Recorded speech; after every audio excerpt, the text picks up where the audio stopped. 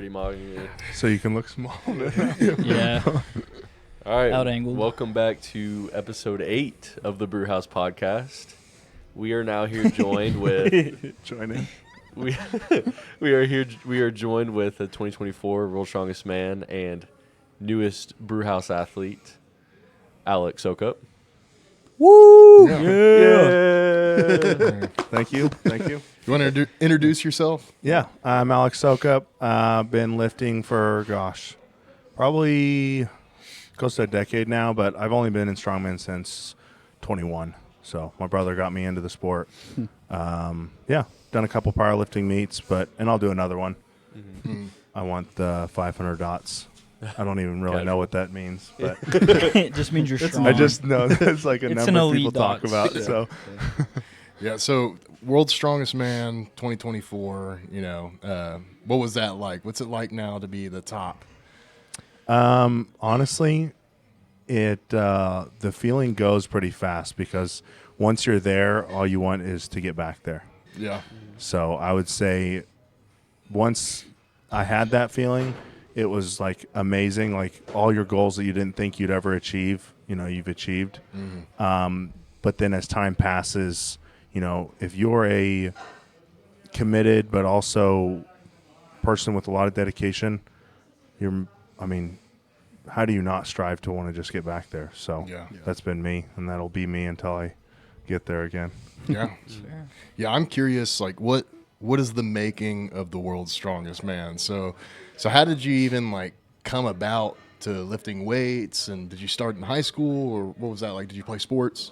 Yeah, so I played sports. We started, though, my dad lifted, and he lifted quite a bit. He worked long days, but still came home at night and still lifted. And so really that was kind of where our love came from.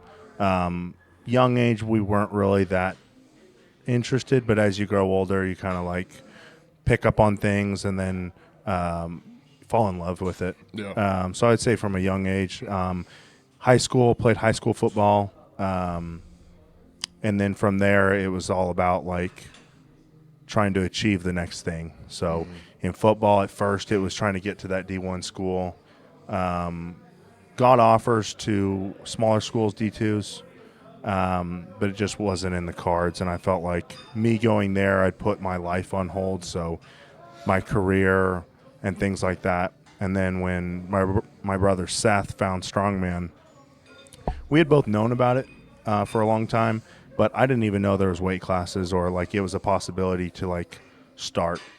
Seth found Brewhouse and probably took maybe close to a year to convince me to finally come here to try things out. Yeah. But I will say once I did, that was didn't want to go to another gym. I didn't want to train bodybuilding or anything else. I was fully dedicated into the sport, and I didn't care how far I went. I just wanted to do it because it was fun. I loved the challenge. I loved the change of the events, and I loved the goals it gave me. I could strive to be. Yeah. So yeah, of course. yeah, it kind of started there, and then every show and just led to the next one, and eventually we're setting goals to eventually become the world's strongest man. A few years ago, I never even would have thought I would have won a local show. So Yeah. Yeah. Well, and just to be clear to the audience, you mentioned weight classes. You are 105 kg. yeah. World's Strongest Man, not to be confused with who won the open class Open. then? Oh gosh, Somebody was- Reno now. Somebody this was last trying year, to say yeah. that on our gym Yeah, page. we They were had- you made a fake banner. He didn't win the World's Strongest Man. We're like, Yeah, I what did. is that? It But was it's, one of the it Strongman is, brothers. but it's There's- 105. Yeah. So there is weight classes. So the open weight class, Reno Nell is the winner. The 105s, this 2025 was Emmanuel Piscari. I won it in 2024, and I've been injured, but slowly healing up, and we'll get back there. But yeah, so Yeah. there definitely is weight classes in the world strongest. So I have a question about. So there's a World's Strongest Man competition, right? Mm-hmm. So what's the difference between that and OSG? OSG is the weight class world's strongest man. World's strongest man doesn't have. They just have their title is just for the opens. So OSG is the weight class athletes world's strongest man. It's the highest we can go to. It's the end all be all. Oh, okay. Interesting. Okay. Yeah. So you're 105 kg. That's about what 230. 231. 231. Yeah. So when you're talking about like in sports growing up, were you always? What was like your average around like weight? I guess like were you always like kind of skinnier or? Yeah, so sophomore year in high school, I weighed 135 pounds. Hey, me and you both. You're That as is small as crazy. me. God dang. Seth was telling us he was like 130 in probably elementary school. Yeah, Seth was way bigger than me. It wasn't until I wanted to play football, and my dad was like, "Well, you got to gain some weight." So Yeah. he like brought up this diet, and my first year of football, I was like about 170. Yeah. Dang. So it took me a year. I gained about 35 pounds in that year. Mhm. That was my sophomore year. Junior year, I was about 190, and then senior year, I was like 205. Yeah. And then I stayed around that 205, 215 until I started, maybe a year into strongman. Yeah. And then I started putting on weight. Yeah. There's a PR going on right now. Yeah, there's some heavy lifts going on. You probably hear can't it tell through from our Hayden. You're also going to be hearing Hayden scream too. It's the longest rep ever, dude. I know, it's the grindiest rep. You cannot be lifting for this long, dude. That cannot be healthy. Strongest gym in Just so Oklahoma. everyone You know, knows. crazy. Yeah. Haven's not actually And- the one lifting. So, either. so I It's crazy wanted as Hayden's watching this too. to get back on track a little bit. I was curious. So you didn't start playing sports until like your sophomore year of high school, or Yeah, I didn't start until sophomore year of high school. really? Okay. Yeah, we like Oh my goodness. What is going on? I don't know. Clip that. Yeah, Yeah, that's this is getting crazy. clipped for sure. Trying to talk and you just hear the PRs Yeah. going on. yeah. What- no, yeah, I- just going back to like when did you like start with sports? Yeah, sophomore year of high school was pretty much the first year that we actually played like school sports. We did other things like we played sports here and there, church events, like us just as kids. But actually, as on a team, it was sophomore year of high school. Did you just First never time. have any interest until then, or like? No. So originally, we had interest, but we didn't know. We were homeschooled for most of it, and my Okay. parents didn't know that they could put us in actual schools and let us play for the teams until later. And then also, my dad didn't really want us playing sports until we had developed some characteristics and stuff like that. So That's fair. I think he's changed his view quite a bit now, but with the older kids, it was that way. So it was like high school is pretty much the start of when we could. Dang. You guys That's have crazy. Who's the youngest brother you guys have? He is, he's 17 now. 17. What is like? Is he getting into kind of doing what you guys were Yeah, doing? so or- he's been actually playing football for several years. But I don't know if he's into it as much as we were.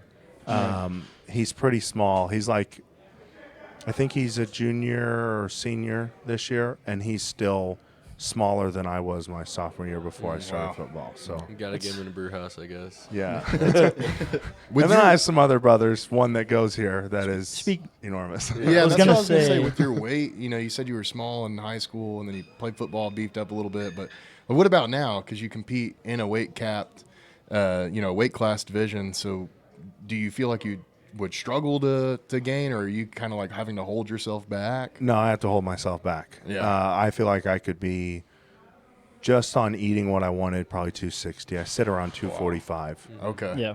Okay. Dang. Would you ever do 120?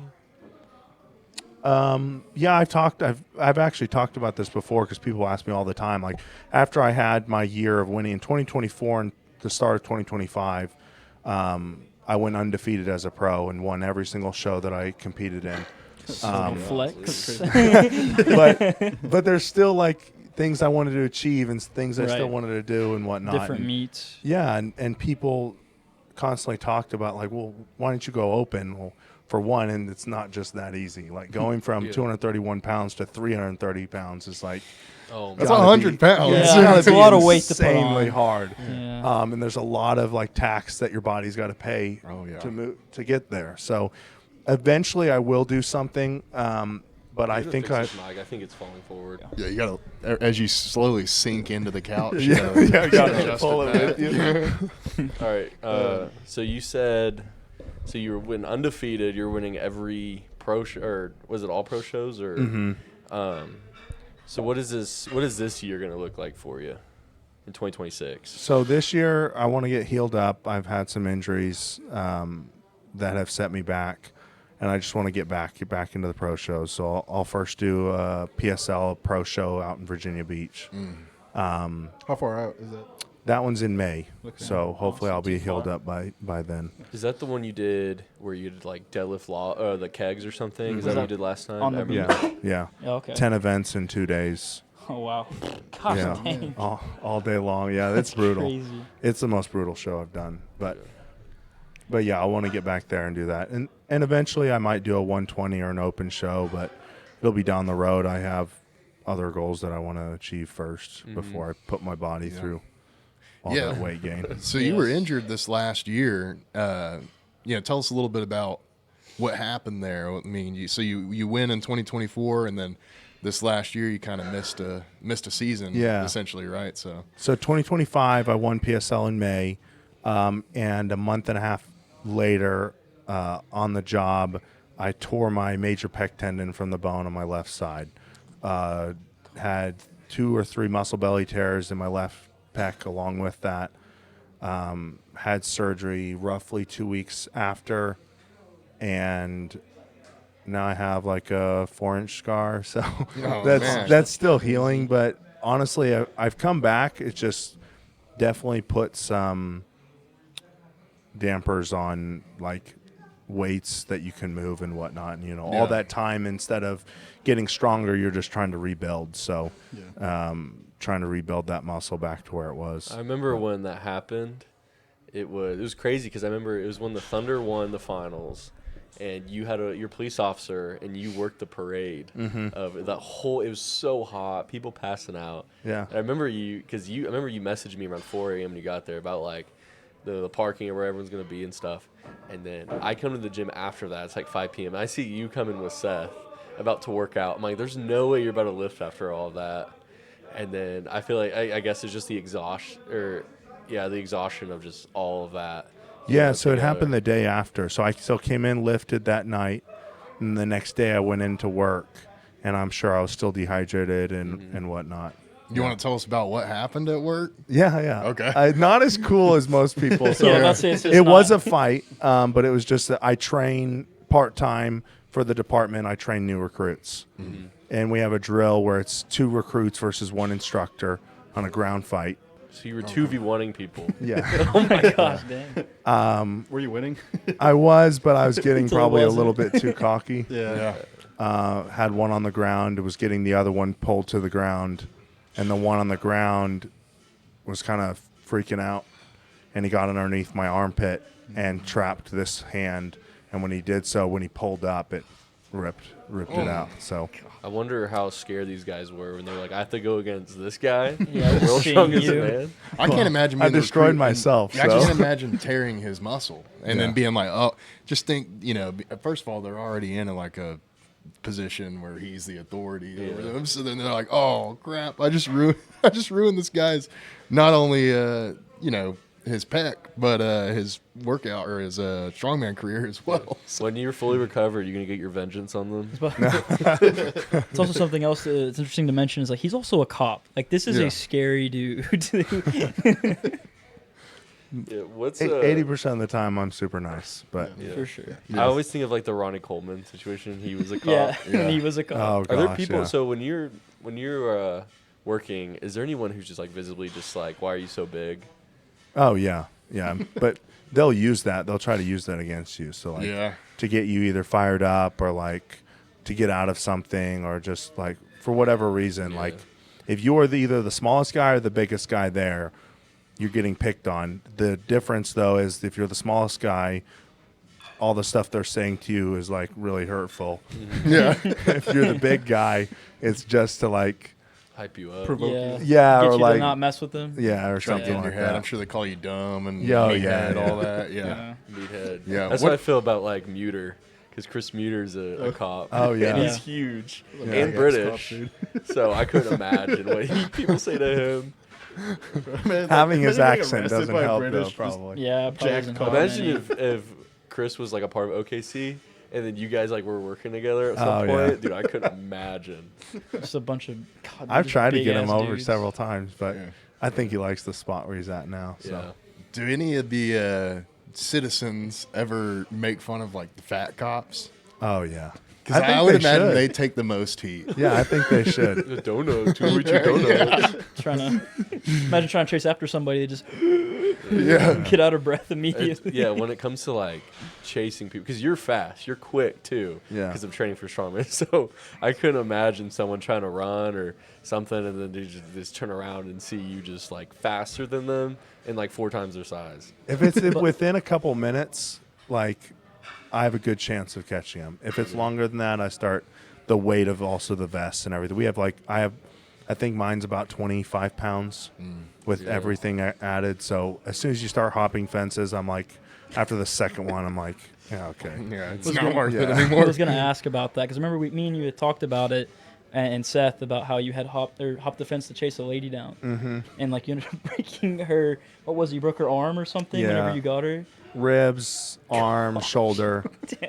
But you don't realize how much more you Yeah, how weigh much with weight. this stuff. So like Yeah. your adrenaline's going, you know, they're running from you. Well, as soon as you catch up, like you're forced into them. Like also women don't weigh as much as A sandbag. so just the impact alone. But Yeah. Gosh, that's Like, yeah, freaking that's, crazy. terrifying. I wanted to ask this a little bit because we had touched on it a little bit, but I just want to ask how many other siblings do you have? It's something I feel like is really interesting. so I have 9 other siblings, so there's 10 of us. It's so crazy. Yeah, well, I remember talking to Seth about that, and it still just blows my mind how the youngest you said was 17. No, this is the youngest boy. So I have a sister that's 10, I believe. Gosh. And then the oldest is 32. That's Devin, right? Yeah, Devin. Devin. Oh my goodness, 32, and it's crazy because I was telling 10 Seth, I was like, I kids. know like a 30-year-old who probably has like a 10-year-old dog. Yeah. Yeah. Yeah, his son is within 2 years, I believe, of his own sister, Wow. youngest sister. And, Wow. and something I just wanted to bring it up is because I was curious, like, is everybody as big as you two? I think that's something else that's. No, so we all like vary in sizes, but that being said, there is some like very big people. Like Seth weighs the most, but he's not the biggest. Like Quinn is probably the biggest. He's 6'5". I mean, I think he's around 255 maybe. Yeah. But he's like still like on the thinner edge. So like if he ever decides to bulk or actually try to put on weight, he's gonna. I've never met Anyway. Devin. I've seen pictures, but he looks pretty big. Yeah, he's like thick. He's not. He's like 5'10" though, and he's like probably my weight. Carries around more body fat than me, but yeah. So he's probably around 250 pounds at 5'10". So he's a pretty stocky dude. And are your sisters like pretty tall, like Quinn? No, there's one that is insanely tall. There's one that's like 6 foot right now, but I don't know if she's done growing. Oh. So she might be That's 6'1" by the Yeah. time she's done. And then there might be no. I don't think there's going to be another one that's that tall. The other two are fairly short, but they're not done growing. They're still young. The one that's done growing is like 5'6", 5'7", something like that. So. I remember, I think I was talking to Seth. He said like one of your sisters was like 19. Yeah. Right, 19. I think we were talking. I was like, imagine like she has a boyfriend and she's like, come meet my family. And Oh man. she like takes him over. He's like, all right, she's like, I got a couple brothers. Little sisters. She's like, okay, it's probably like little siblings. Comes in and just sees Quinn, you, Seth, All of you everybody. guys. He's like, they're really into working out too. Yeah. And he thinks like, Yeah. Has that Comes in happened? and Like, sees you guys. Yeah, so the boyfriend she has now actually comes from a big family. They're just not like they're a big family as in like numbers, not a big family as in like big people. Yeah. Yeah. So I would say that's the difference, but like It's so funny. Just imagining bringing them over for like a holiday dinner and just seeing all of you Yeah. guys at the table. I could imagine Thanksgiving food that's Yes. just out there for you guys. yeah, like that's, one that's one better. plate of something has to be like 10 pounds of meat in it. Yeah. So it'll be gone. So crazy. Yeah. I was gonna say, could you all even have space on the table? Because there's got to be so much food for a family of that size. No, the too. table stays on the counters, and then the food. Then you go get your plate. You can't put all the food on yeah. the table. Yeah. It does I not wanna fit know- whatsoever. I want to know how many CPAPs run through your family. Every night before you go to bed, you just hear it turn on. 10 different rooms. It's a family vacation. Yeah, the Airbnb is just like sucking power at night. You see the light flicker at nighttime whenever they turn it on. Oh, it's gonna be so bad when we're all old and grumpy. And then your kids. Because right now we're all still young, so all that stuff isn't a problem right now. Yeah, and then the day that Seth forgets his CPAP, everyone's mad, because no one can sleep. Seth will deny this until this day. Yeah. But I have been to so many shows with him, and there is one where he snored so loud the pictures on the wall were rattling. And he will deny this, but I sat up awake from this snoring. Like, It's so funny. Like an earthquake. yeah. It's just Seth taking a nap. Crazy. Does he have a So CPAP? funny. He's in the process, so he's like... He's in the process. Well, like, they make you do, like, so many different sleep Yeah. studies Oh, and, really? I like, didn't all know this that. stuff. Like, it's Okay. not Depends on just what an your easy, insurance will like... cover. Yeah, Okay. it's like... He's been in this process for, like, 6 months now. Oh, damn. So he'll get one, but yeah, he's Yeah. like 6 months in, and I think he has like 4 months left or something like that. Cool. Yeah, they're like hard to schedule too. Yeah, the scheduling is far out. Once you schedule, it's not just the one. You have to schedule for the appointment, then you have to schedule for the sleeping, then you have like so many appointments after the sleep study. So it's like, yeah, it's not this easy process of getting one. Yeah, I remember doing it because I use a CPAP when I'm deep in the bulk.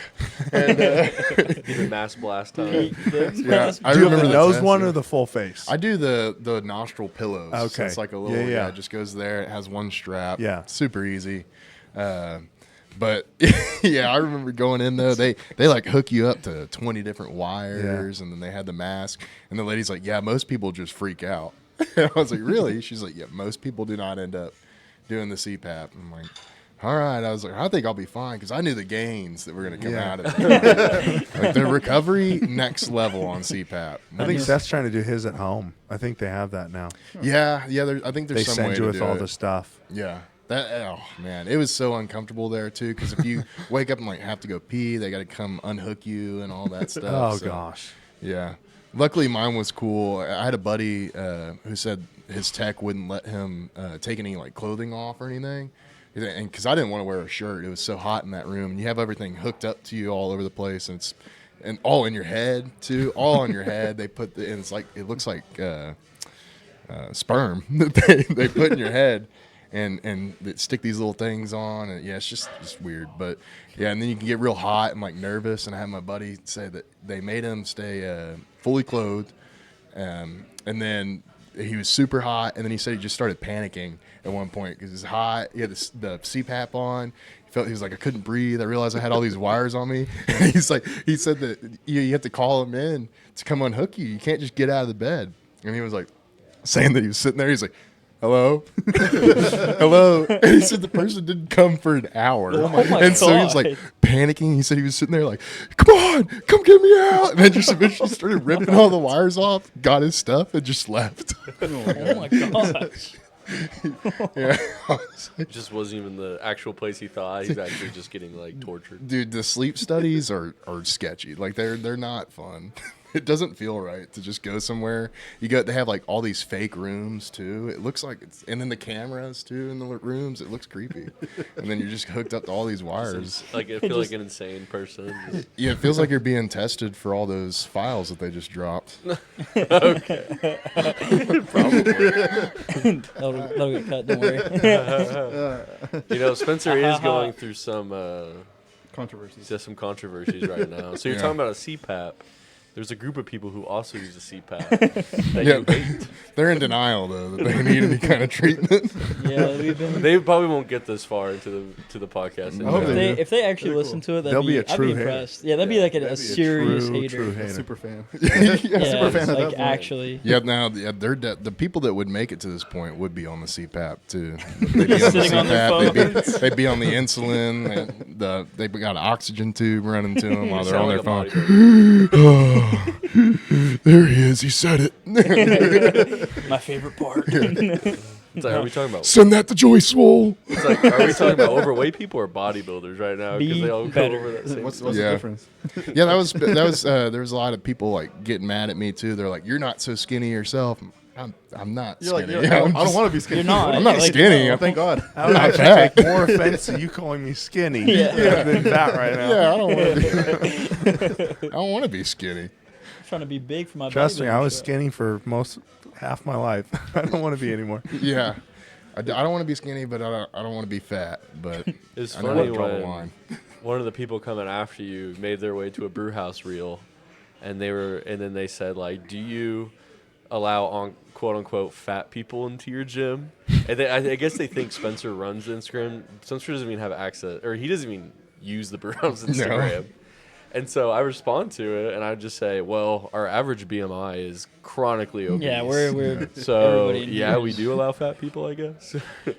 Yeah, the BMI at Brew House is high. Yes. It is very high, Yeah. and Soukup take up half. Of it. Yeah, I was gonna say. Yeah, we're all okay with it. Yeah, It's yeah, just no, crazy. I wish I was fatter. I'd be benching more. Mass moves I'm mass. trying to gain weight so Yeah. I can lift more. See, and then the same people will be like, "Well, y'all sound like idiots for saying that." I'm like, "See, overweight people just sound like idiots, don't Yeah. they?" I'm overweight. We're all and dumb. stupid. I'm telling you not to listen to me too. I'm overweight and stupid. I'm okay with it. Yeah, Exactly. As long as I'm strong. As long as I'm the Obviously- one overweight. yeah. Obviously, I'm the dumb enough one to want to walk around at 275, huffing and puffing with a six pack still. Oh man.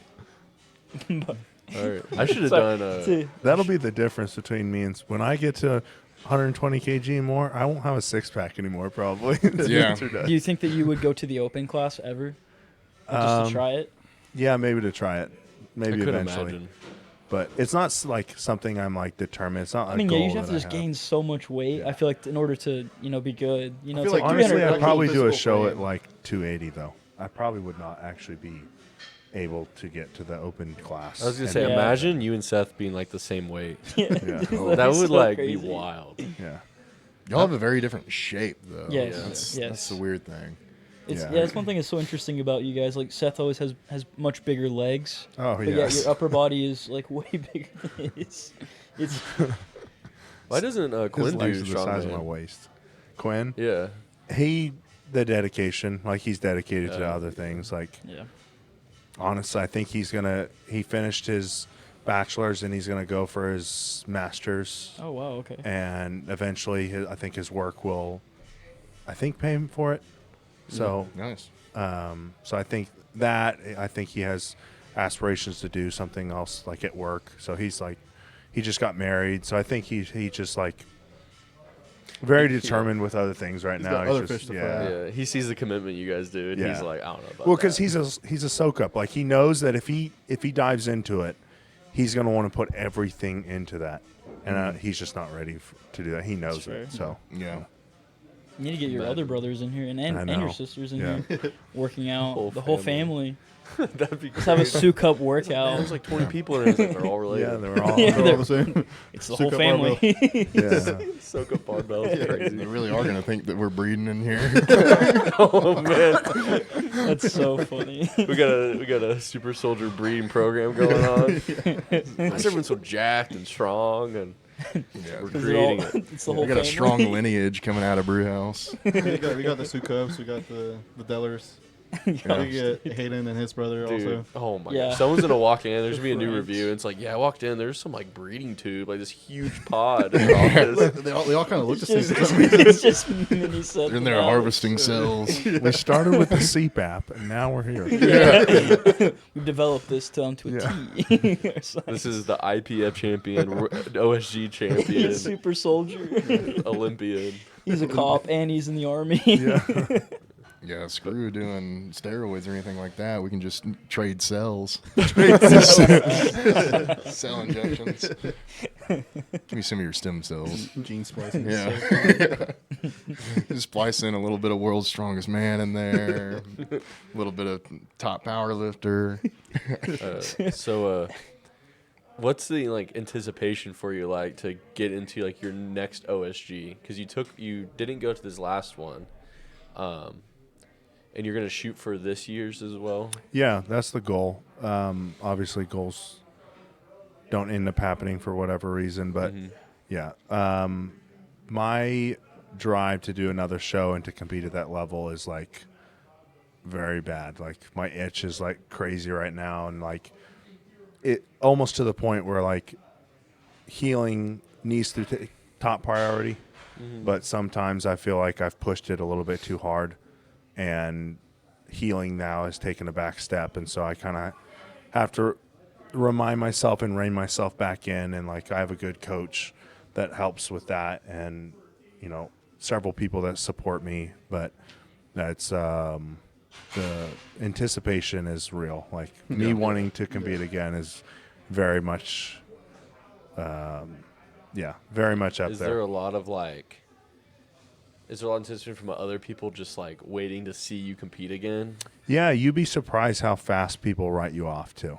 Yeah. Like Really? you could be the best in the world, and a year later, you're not even in the talks for like the next show. And not everyone. And obviously, you have a lot of people that still support you and still, but there is people who don't know much. It's like, oh, he's washed, or oh, he's injured, like he won't come back. Like people don't just get there by chance. Like the drive you have to have and the commitment like is great. It's not going to take just getting knocked down once to like end your career or end your love for the sport or something. I feel like part of what makes a good strength athlete in general is just being able to recover from serious injuries and hurts like that. Yeah.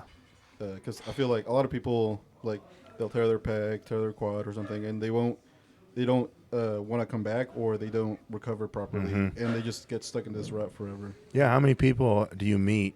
It's like, oh, I was a power lifter, and then I had this injury, and they never went back. They never did it again. They're It's kind of however similar old. for when we were talking to Dylan in the podcast with him and Chase. When he first went to Worlds, he completely bombed out and like completely did terrible, and then came back a year later and won. Yeah. And so it's kind of similar, because I feel like you go through all this injury, but then I feel like once you get back to these shows, I feel like you're just going to crush it. Yeah. I hope so. Yeah, motivation too is a big part of that for you. The injury, again, it just motivates you, want it more. Yeah. And What was that healing process like though? For the injury, what did you do to heal yourself up? And what was your training like? Because you go from like strongman's pretty, like I feel like you need your pec for that. So it wasn't just pec. So the pec is what tore, but it affects your shoulder, it affects your whole arm, your bicep, because they cut into your shoulder. And so even when that's they stitch you back up while it's healing, your whole arm, you can't do curls, you can't do rows, you can't do anything. Yeah. I couldn't raise my arm more than probably 4 inches from my side. So it's like it still affected my whole upper body. So like healing from that, I went to PT 3 times a week for about 6 months, give or take. And it went down to like 2 times a week once I started overpassing what they were giving me. So Yeah. it became too easy, and then I didn't need to go as much. what about your training? Did you have to Training stop was a training lot. at any point, or did Yes. you change it? I stopped training completely for almost a month. It's the longest. I shouldn't say completely. I still did cardio. I still did legs, but I would say like hard training. It was probably a month, and it Okay. was like workouts that I don't really like body weight workouts and stuff like that. I also had to be careful. I couldn't sweat for the first 2 weeks. I couldn't get sweat underneath the where it was all patched up. Oh, like the bandage and stuff. All the Yeah. bandage. And so there's some like good bandages out there that like almost seal to your skin. They like form into your skin. It's like a gel Okay. that helps with that. So that was definitely helpful. I mean, this was also like in the middle of summer. Too. Yeah. So it was like Yeah. I went on a walk, and I'm like in the summer outside, and I'm like starting to sweat. I'm like have a towel with me to like put it on this bandage so I don't get anything in there. 'Cause Yeah. for me, it was like how fast and how well can I heal from this injury? And if I'm doing stupid stuff to set me back, then in the long run, it's just going to prolong it. So then how long did it take you to finally feel like you're getting healthier, or just get healthier in general? I would say 2 months. I really started when I was able to go back into the gym and start moving weights, and like my mobility was like, I wouldn't say back, but it was already on the mend. Like PT was like amazed with how much, because I was like, I wasn't one of those people that go into the PT session and like just go through the motions. Like whatever they would give me, I would say, okay, how hard can I push this? Like, how much can I stretch this? Like, I don't care about the pain as long as I'm not going to re-injure it. How much can I do to help me heal? So it was like every single session was with the mindset of I'm going to heal faster than the average person. Yeah. And it really did. Like I feel like it helped. It, you know, they told me it'd be a year before I'd see like me able to like bench press again or whatnot. And I'm on month 7 and I'm doing, today I did 280 for 10. Yeah. When do you feel like you were back kind of able to just start training like normal again? Or is it still not really that way? No, I think I can train like normal. I did do some stupid things along the way, and I hurt my back about, oh gosh, it's been 3 or 4 months now. And honestly, I feel like the back injury is just as, I mean, it's not a big injury, but I just kept neglecting it, and it just kept getting worse and worse. Well, and those will like come up too. Like say you injure your neck or back, it'll come up randomly again. Like you'll have a good week, and then all of a sudden it's like you almost can't like fully train some days because it's just nagging you. And I went and got it looked at and got X-rays and stuff like that, and it's like I have a compressed and a bulged disc, and so it's like there's not a whole lot. I mean, other than I do stretches now daily. I went to PT for a little bit, but all the stuff they were giving me, I can do it at home. Did you do something to your rib recently too? So healing has been great with my pec, but everything else. Everything else is not so much. So yeah, I separated my rib from my cartilage. It's they called like intercostal separation or something like that.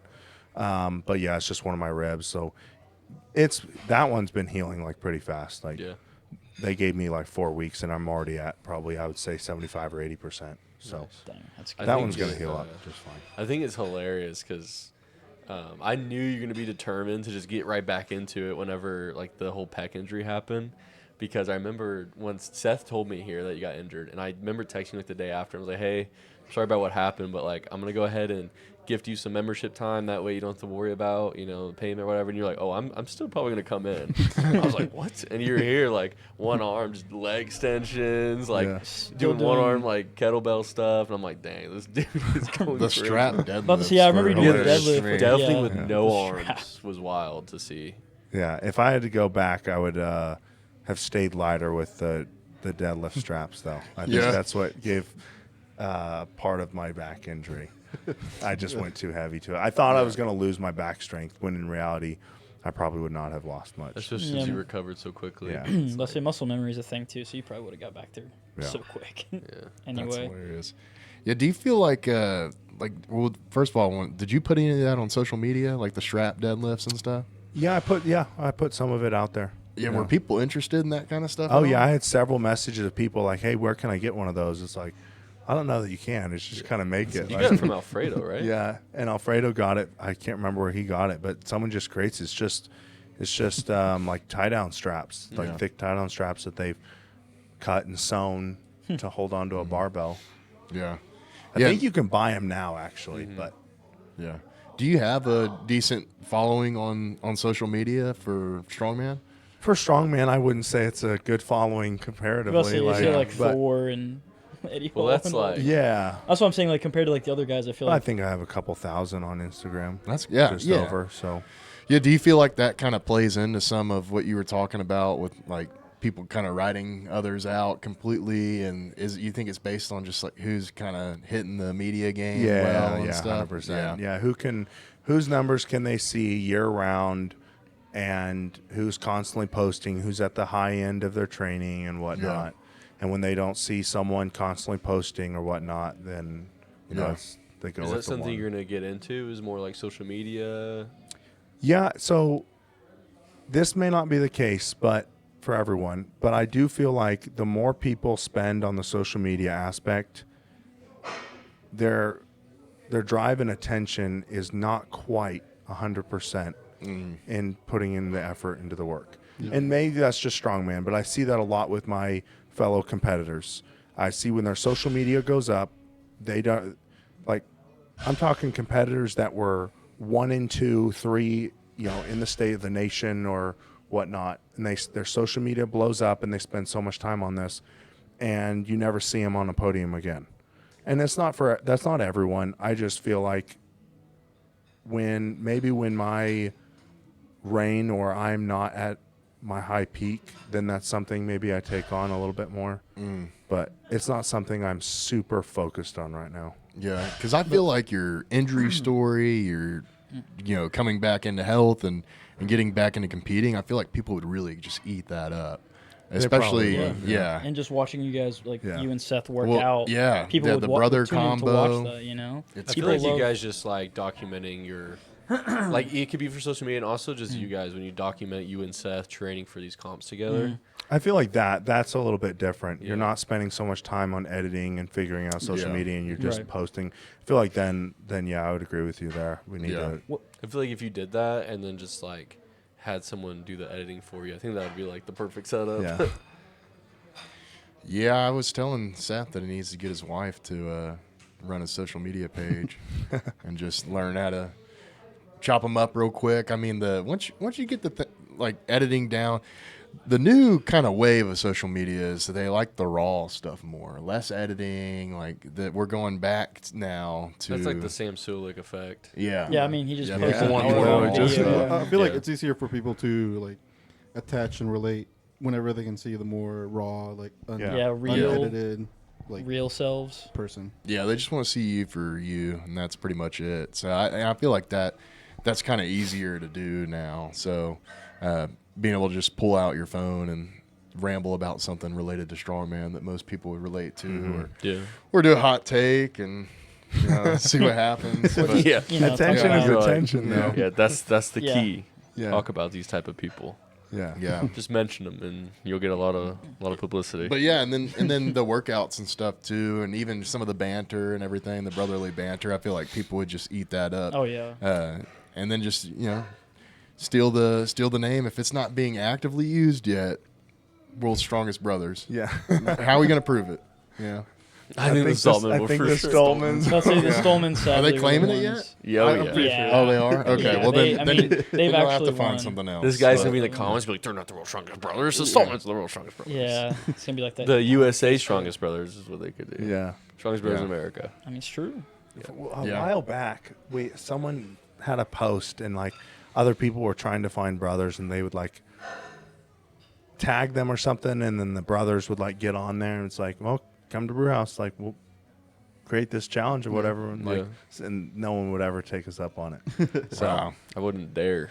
but We can put that out there that if Let's see anybody wants to challenge the Soukups, then come to Brewhouse. We'll organize the whole thing. Yeah. We'll get it all. We'll get media and everything. I'll show it with my brother who hasn't worked out in like 2 years. I'm like, all right, Chris, let's do it. But one day, though, one day. Once they get old and they can't compete anymore, then you guys will be the strong. Wanted to ask, like, I asked this for Seth, but what's been your favorite event that you've done so far? Or do you have multiple favorite events? oh gosh, I want to say so. It's actually not the one that I probably am the most proud of. Is not so. My favorite is probably Stones. So you're the first person to also You're not the load most the proud? stones at 105 kg, right? Yeah, exactly. You're not Yeah, the most so proud of it. I Yeah, am. world record on that. But I have a squat event at PSL that, like, even when I watch it back now, I get my, like, hair on my neck stands up. fired Like, up. yeah, I Heart get starts fired up. racing. Like, I love it. And the effort I put into that going into that event, like, I'm a good squatter, but I am not. Like, some of you guys powerlifters, your guys' squat numbers are ridiculous. Like, just watching you guys, like, I'm not that. But to go into a comp and, like, squat for reps, I think we had 620. Now, granted, we had it to a box, so the weights could hit the box, and I could wear knee wraps. But getting that for double digits, like, to this day is, like, to me, like, and it also, like, I just went into a different, like during your squat, like I went into a different world, like where my head went and whatnot, like being able to grind rep after rep. You know, when your body is like, my legs were like so filled with blood, like being able to push past that and whatnot. I don't know, just probably the event that I pulled semis, I've pulled huge army trucks, I've done, you know, the first person to ever do the Atlas Stones. I've held 600-pound wrecking balls underneath me for like a minute and a half. Like, I've done crazy stuff, but to me, I don't know. I just like that one just hits with me.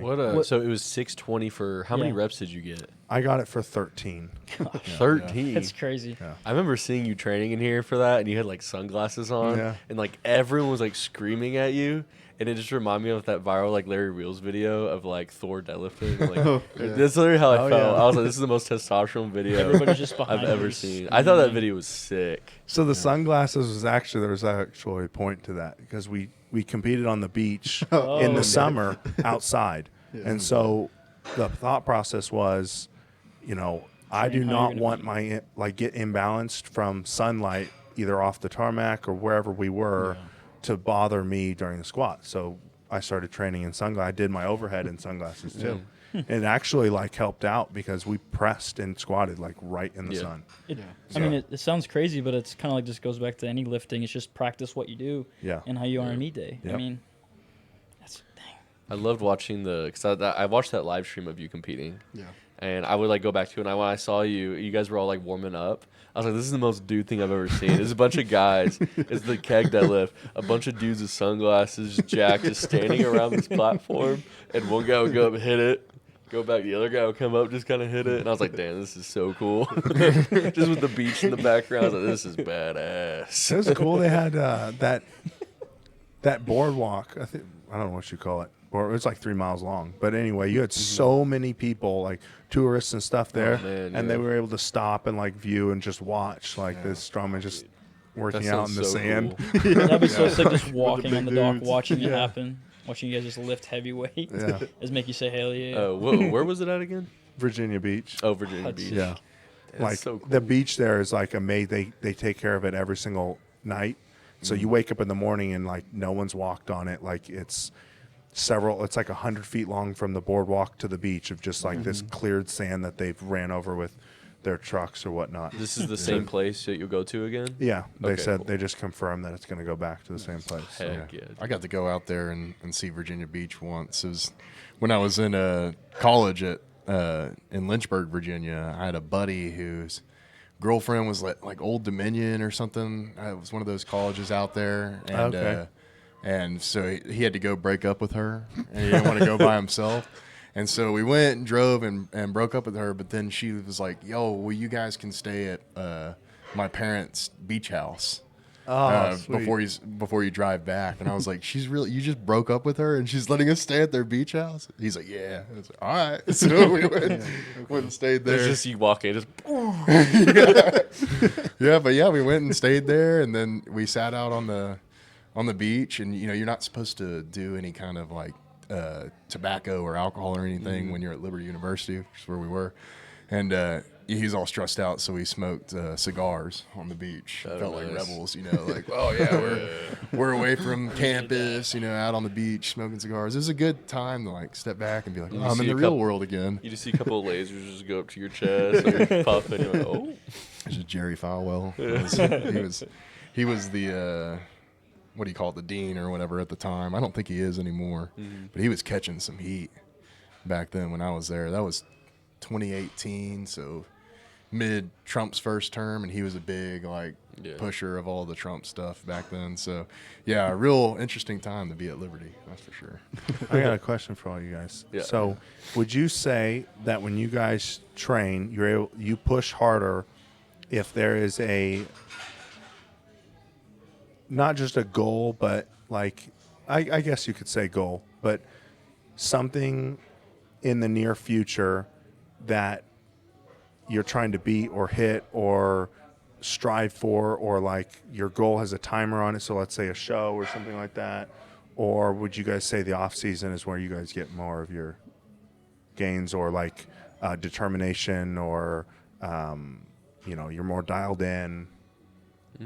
I don't know. For me, I would say for sure having, like especially once you like pick a meet you want to do, it's a lot easier to like plan everything out, and you're like, okay, like I have this much time to like hit these goals that I want to do. Because at least for powerlifting, initially, you want to have your goals be a little bit more ambitious, and then just readjust a little bit the closer you get to the meet, just based off your numbers. But I would say for me, for sure, I train a lot harder if I have like a set goal. Because if I don't have a meet planned, I'm kind of just like screaming into the void, like kind of just trying to hope to hit whatever whenever. But if I have a meet, it's a lot easier for me to lock in and be like, okay, like this is like the day I have to hit these goals, and I have to like train like this if I want to do that. Yeah, I agree. I have really long off seasons. Like when I was doing powerlifting, I competed once a year, and I would just kind of like I get burnt out super easily. But when I got like into prep, I like what Claudia's saying, I got those goals set, and then I really just pushed for them. But when I was getting ready for this strongman comp, that was so different because it's like I see the weights I have to do. Yeah. And then when I set these goals of reps I wanted to get, and I training for them, I was like, this is like, I don't know if I'll get this. And then I get a little bit closer. I was like, okay, I just worked so much harder for that strongman competition than I did for like powerlifting usually. Because powerlifting, I kind of just set my goals, see where my strength is. I was like, all right, I'll probably progress to this pretty close. But the strongman, it's like I'm forced to be using this weight. Had to have these numbers you have to hit by this time. So when I was like, never use yoke for the first time, had to do 700 run, and then when I like 250 sandbag hurt my back the first time ever using it, and I have to get 265 to my shoulder. And it was crazy because I was able to hit all my goals that I wanted from like deadlift, from each one except for farmer carries. But I was like, wow, I felt so much more accomplished hitting my goals for strongman comp than I did for powerlifting. Even like out of all my PRs, the strongman comp accomplishment was like, it felt so much better because I had to work so much harder for it because I couldn't just make my own weights, Plus, I feel like for me, I'm kind of like with Claudio though. It's like I have to have a set goal. So like numbers a lot of times now, especially that I'm coaching myself, is I'm trying to plan out for like whatever meet going forward. It's kind of hard because since I graduated from college, I don't have collegiate nationals to look forward to.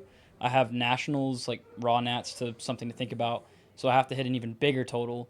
So then I'm like trying to figure out, okay, well I need to be hitting voice cracking so hard. You guys so I'm like nervous.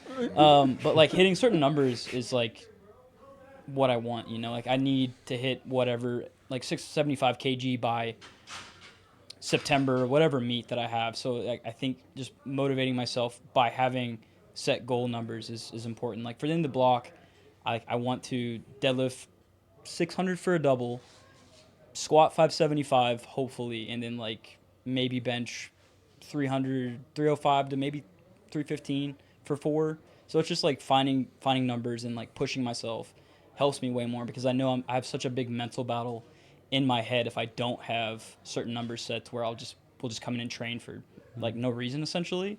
So it's just I need numbers or a set meet in order to motivate myself. I feel like raw nats can be really good because now you're not like, because it's a lot harder than collegiate for sure. Yes.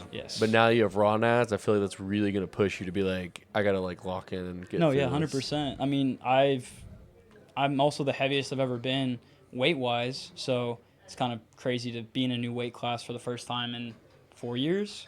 So it's exciting for me to also have that to think about. It's like it's a new class, a new way of like looking into it, figuring out, okay, well, who's my competitors, and pushing myself more, watching them lift. It helps so much more with my motivation, just lifting in general. Like this week is also the heaviest I'll be doing on all of my lifts. Like I just did a double today for 520 on deadlift. And that's the heaviest I've ever done for week 1. Like it's crazy to think about my numbers and like just pushing myself a lot more, and having those numbers set just does that for me. Yeah.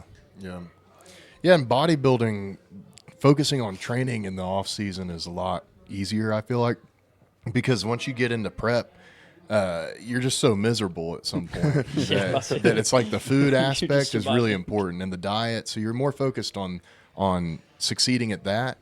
and you kind of know that you built the foundation of training in the off season. So when you come into prep, you just kind of like know what you're doing, and it's scaled back a little bit because fatigue gets so high. It's like sometimes you're just working out to kind of survive, like you're just getting through it. And so you're coming into the gym with the mindset of like, I just have to get this done. Whereas in the off season, you're coming in knowing like, well, I'm actually making improvements and building muscle tissue and stuff like that, which isn't happening during the prep. So, and especially for me, because I've only gained and, now maxed out my weight cap, kind of like looking at what do I do from here. But I've always seen the most progress in the off seasons so far because, I'm just now getting to my weight cap. So every time it's in the off season, I'm seeing results like week after week, and that's easy to get the motivation to just keep coming in, training like an animal. You're saturated with glycogen, your recovery is great, everything like that. And then, once you start getting on prep, the training, it gets a lot harder to be motivated to come in and do it. Especially when you're just focused on, like, I want my next meal.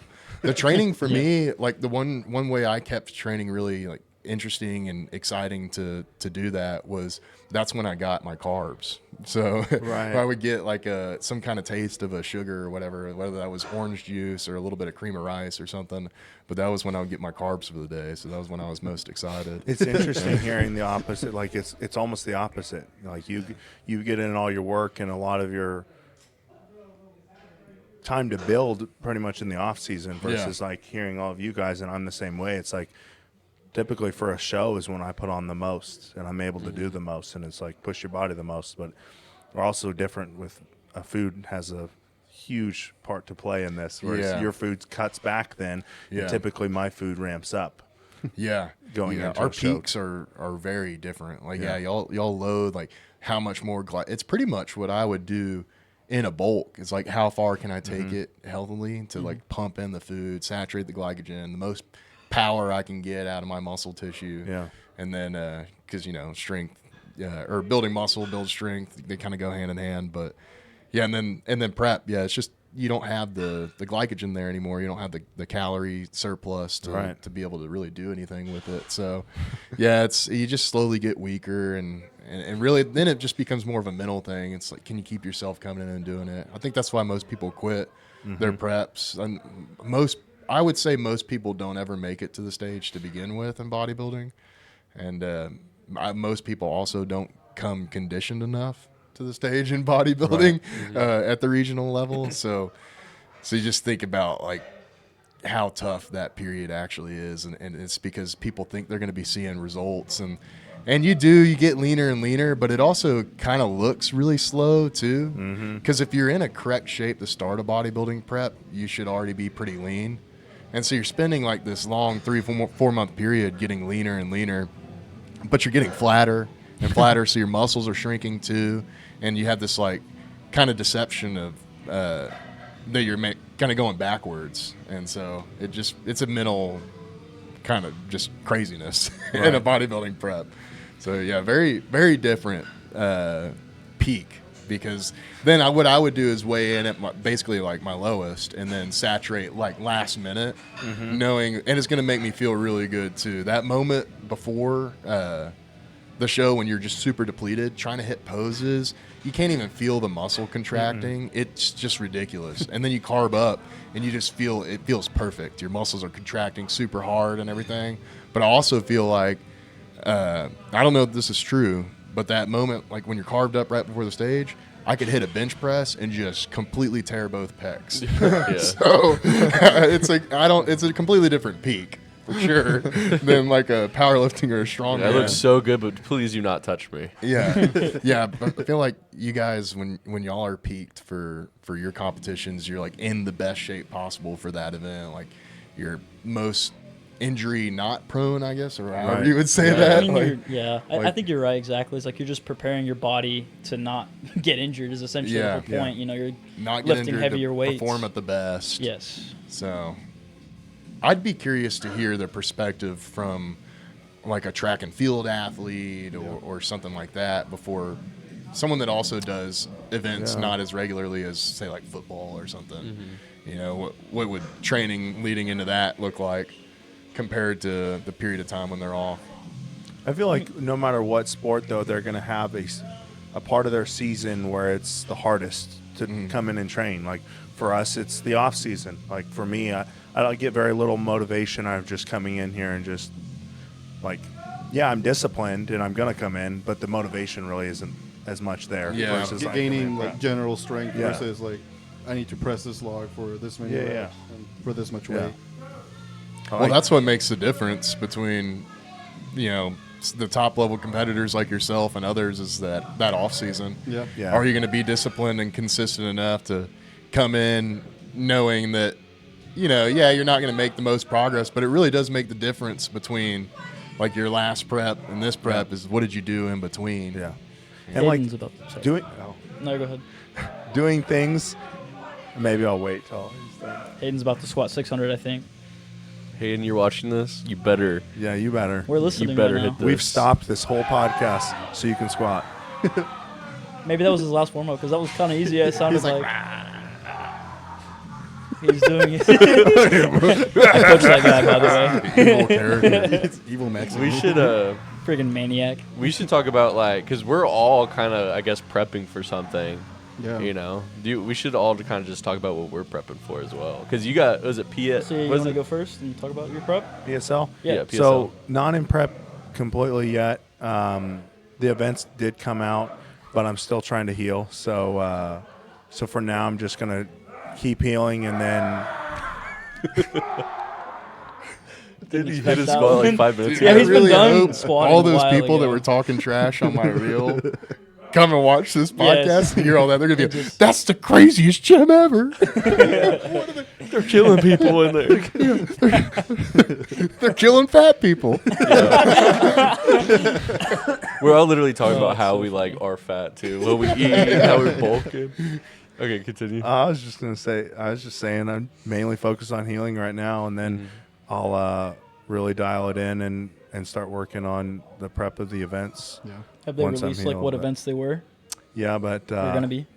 I honestly haven't looked too much Okay. into them yet, just because like I'll get too excited and want to do them before I'm Yeah. actually That's healed fair. both the way. That is so smart. that's When do you think you'll start your prep? I typically start about 10 weeks out. Okay. If I start too early, I end up pushing my body to the point of like almost injury. So like in powerlifting, I don't know how this.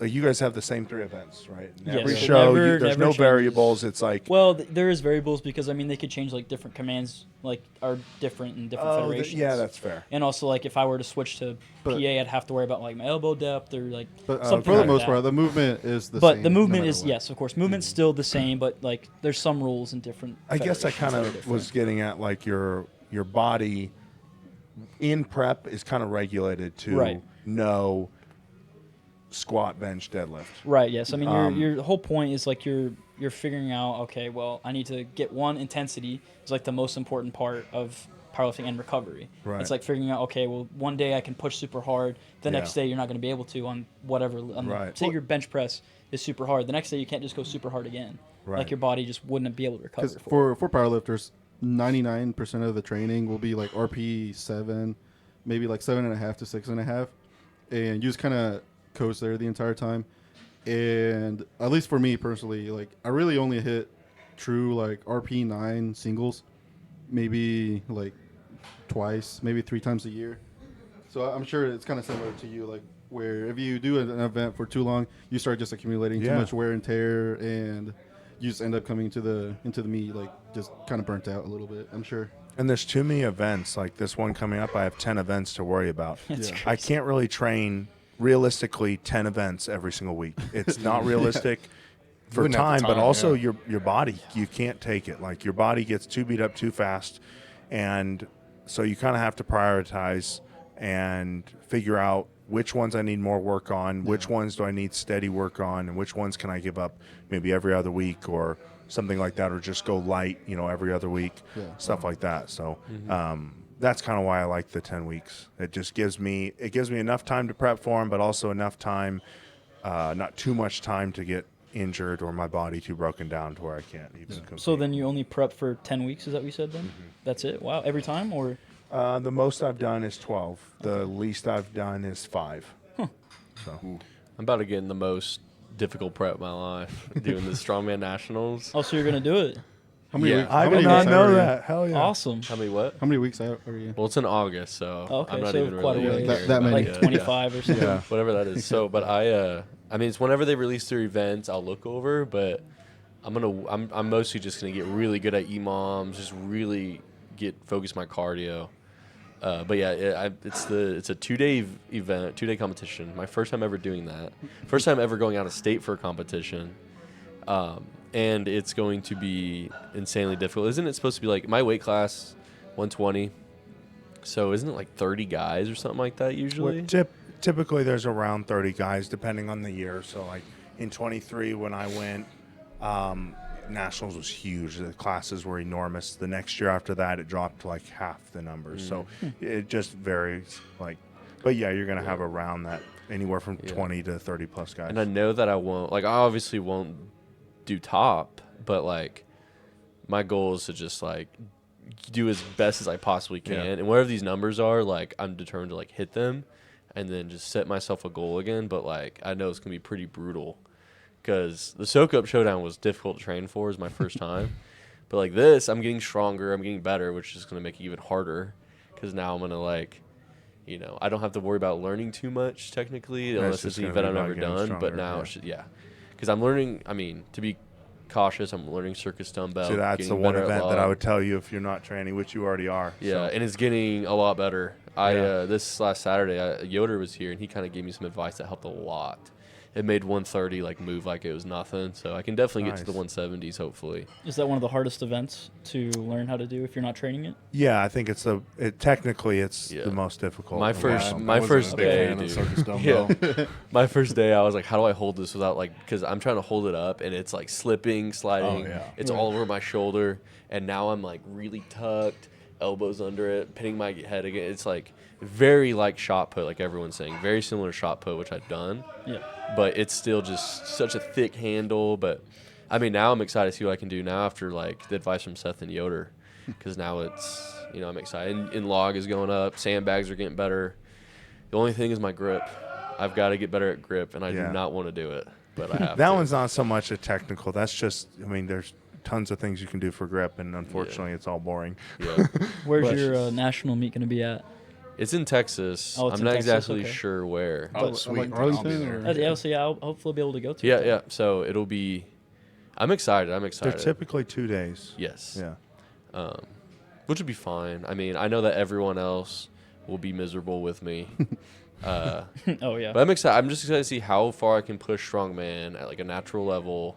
I think you'll And- actually have a lot of fun. Yeah. Like, I already have fun at comps, but being able to go to a nationals and not have, like, don't put anything big on your shoulders. Like, just go in there, like, have as much fun as you can, get the most out of it. I think you'll have a blast. Yeah. Like, Yeah, I'm really excited for that, and hopefully, like I like enough to where I'm just like, because powerlifting I keep falling off of it, but hopefully strongman I'm like, you know, I'm ready for the next nationals next year. So I might even want to do the next Soukup again, just Yeah. cause you know. It'll be at a bigger venue this time, too. Oh yeah, Yeah. so it'll be huge. Little teaser for all the strongmen that probably watch this. Yeah, all one of them. But yeah, All two of them. And I was also making a joke. What if I did? Because it's around August. I was like, what if I did trauma nationals and immediately jumped into like a prep for like regionals or something for powerlifting? I mean, it's in September. It would be my third weight class in powerlifting I compete in because I've done 100, 110, and now I do like 125 or whatever it is. Yeah, Big boy. yeah. They have a class for what, every 2.5 kgs or something? Pretty much. Like, now they've added so many since they switched. Strongman does not. I feel like we're getting there, but we don't yet. So. But Yeah. if USAPL isn't only drug testing 5%, I might start juicing then for that comp. Might as well. No, I want to see how far I can take strongman natural. That's my goal. Yeah. Because I don't feel like dealing with all the drug stuff, or I feel like I'm not serious enough to even need it either. That's a whole nother problem. Yeah. So many people not serious enough they shouldn't be starting, but they're starting anyway because they don't want to be serious or they Yeah. don't want to have to as much If you're work looking for drugs, Spencer will sell it to you. Not if you're fat. We're just kidding. Everybody is always like, they come to Spencer like, hey man, they'll ease into him a little bit and be like, all right, I just need some drugs. Can you Spencer give- at It's always the drugdealer.com. bodybuilders. drugs. Like, I don't Yeah. know why, but it is. I've had so many people try to ask me where to get gear from, or if I sold gear, if I knew anybody, the connect at the gym, and I'm like, nope. No, he doesn't. Nope. He doesn't know anyone. To all the actually. people that hate him right now, he can get you some Reddit True Tide. Yeah, I really need to start, advertising that. Yeah, yeah, Reddit True Tide for the fatties. You're doing okay, so before we move on, the Pro Strongman League, how do you get into that competition? Like, do you just have to become a pro and they invite you, or Yeah, so that's one way. You become a pro, which you can do through Nationals or Arnold. Once you become a pro, you'll get invites. If he doesn't know, if the PSL show doesn't know about you and you're a pro, you can reach out. But they literally know every single pro. So Yeah. there's either that or they have qualifiers, just like OSG and Nationals and whatnot. And they're typically a little heavier and harder because they only want the Pros. top end people Yeah, they want going. does Seth ever do it? No, so it's just PSL's only weight class. Oh Yeah. yeah. It's all He's their too shows fat. are done a little bit differently. They focus so much on that specific weight class. So like the 105s and the 82 women will go and they have their own show. So like we have our own weekend, our own time, our own floor, and it's just us. And then next month or 2 months later, they'll have the 73s and 90 kg men. Okay. So like the weight class athletes actually feel, like time is spent towards them. They feel like, focused on and whatnot. So yeah, that's pretty cool. And then next, so I got Strongman Court Nationals. You got Pro Strongman League. What are your guys' next preps? For me, it's kind of a little bit up in the air right now because I am prepping for USAPL Nationals. But if I become a member of Powerlifting America, I'll kind of have to change that competition because they don't like you competing in other federations. So hopefully I do become either like a meet director or a state chair for Powerlifting America. And after that, I'll probably just look at whatever meet is going to be in the summer for that federation. So right now it's USAPL Raw Nationals in like mid-June in Chicago. So Nice. so that's my current goal. And you as well, Caleb? I'm kind of up in the air too, but more than likely I'll do regionals again just to get revenge for me having a bad meet last year. I went 4 for 9. I still PR'd my total somehow, so that was cool. But I want to just have a better meet, obviously, and actually get first this time at regionals is my goal, and Hell to yeah. obviously qualify for nationals at 82.5 for USAPL.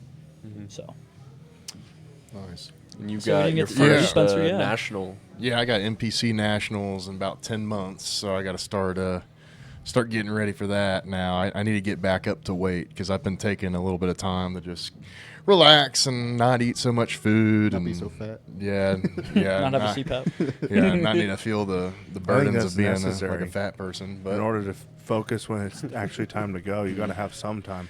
yeah, Just yeah, get it a was little bit more relaxed. It was really nice to just take a minute to chill and focus on other stuff. But I'm like really hungry to get back into it. So yeah, I'm hoping to pick up a coach maybe. I've been back and forth on that, exciting. whether I want to self coach again. Would you Because I've been successful with Would you do somebody local or like just wherever they are? I'd probably look local. There's two a lot of local good guys. I'm guys kind of local. wanting to narrow it down some. There's a coach who won, I believe, like top Oklahoma coach or something like that from the NPC. Isn't that JD? And he actually had reached out to me after I won the overall and was like, hey, are you thinking about nationals? I think you could go pro and stuff like that, of course. So, but I like his stuff. One of his clients won the wheelchair Olympia. And, Oh, that's sick. he got a couple pro cards and stuff with clients last year. His Oklahoma client, I saw him at the competition. He was backstage, really active with his clients, and I kind of agree with everything he was having them do. So, yeah, he sparked my interest. So I'm thinking about teaming up with someone and rolling into nationals that way. But yeah, I'm going to need a time period to get back up to weight because I've shrunken a little bit from just not eating as much and not taking as much, if you know what I mean. And then, Not as much creatine. yeah, I haven't been doing as much enough mass blasts. creatine and calories. Yeah. But I still eat probably 3 times as much as most fat people should be eating. But yeah, I actually lose weight because I have a high metabolism, not because I was born with it, but because I work for it. Just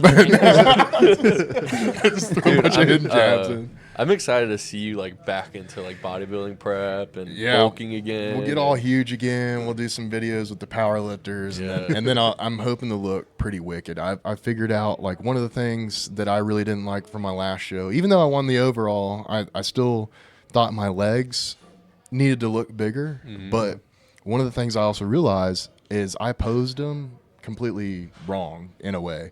So like the adductor, I was kind of like flexing them together, and that actually just when you tighten them like that, they just shrink, and so you lose like half your leg width. And so now I've learned that you have to kind of like shift your hips some, and it really there was a lot of posing that went into it that I could have improved on, but also I'm going to be bigger this time. So I had 2 pounds within my weight cap, and I honestly could have even been leaner. So at the national level, I need to be leaner. So I probably have like what the judge said, about 5 to 7 pounds to sneak on, and I already got there. I mean, I was 267 before cutting down for that show, and then because I was like really knew I needed to nail the back end coming out of the show, getting ready, to set myself up for success in nationals. I knew I just had to stay locked in for a little while before I could kind of step off or take my foot off the gas.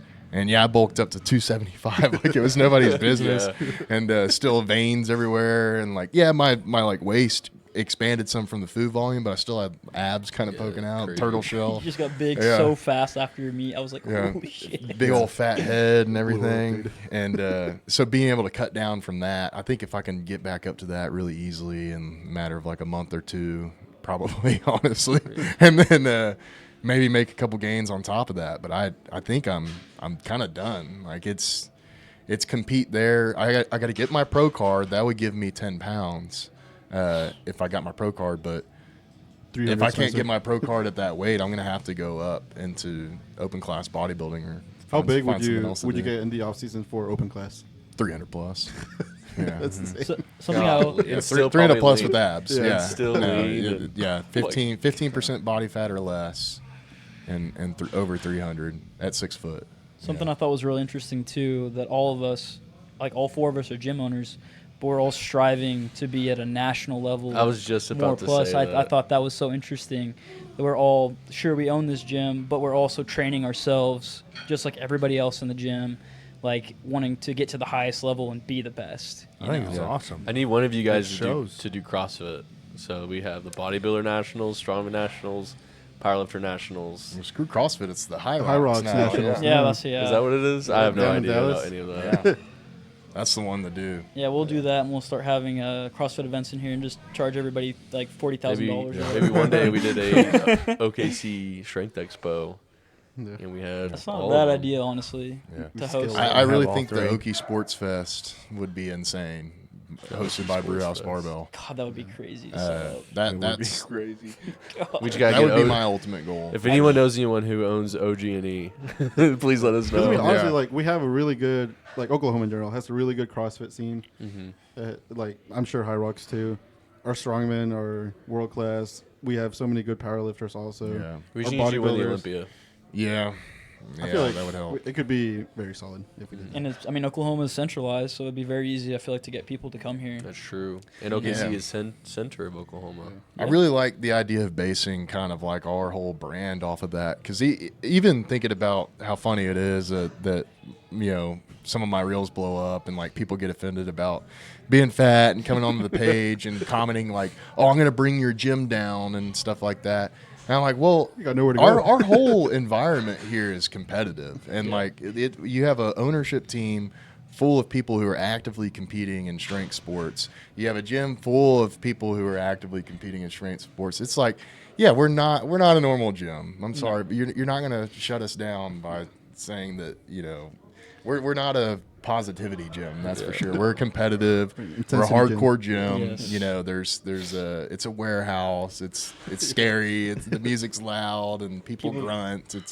But I think that's really why we awesome. come here, though. But to say, people are always Like, I here to could- push you, Yeah. you know, and that's what I feel like everybody should want Yeah. in a gym is somebody just to push you that much further whenever you feel like you can't. Having somebody in your corner pushing you more is it's just what you want in a gym. I'm hoping that really leaning into that because it's something that I noticed that was here, but it wasn't really like there wasn't They're too anybody to afraid curate it, also you know. to push it. And so I think leaning into that not only will hopefully grow the gym, but and bring more people into the sport, but also help all our athletes already existing here to just like cultivate an environment where everyone's here to improve. Whether that's people who even aren't competing, which is most people who come here that aren't competing are here to improve. But, you know, everybody in here is just locked in, and that creates an environment where it's like, yeah, you talk about everyone getting ready for a powerlifting meet and stuff. It's awesome up front here, and you're just PRs left and right. When you're seeing that,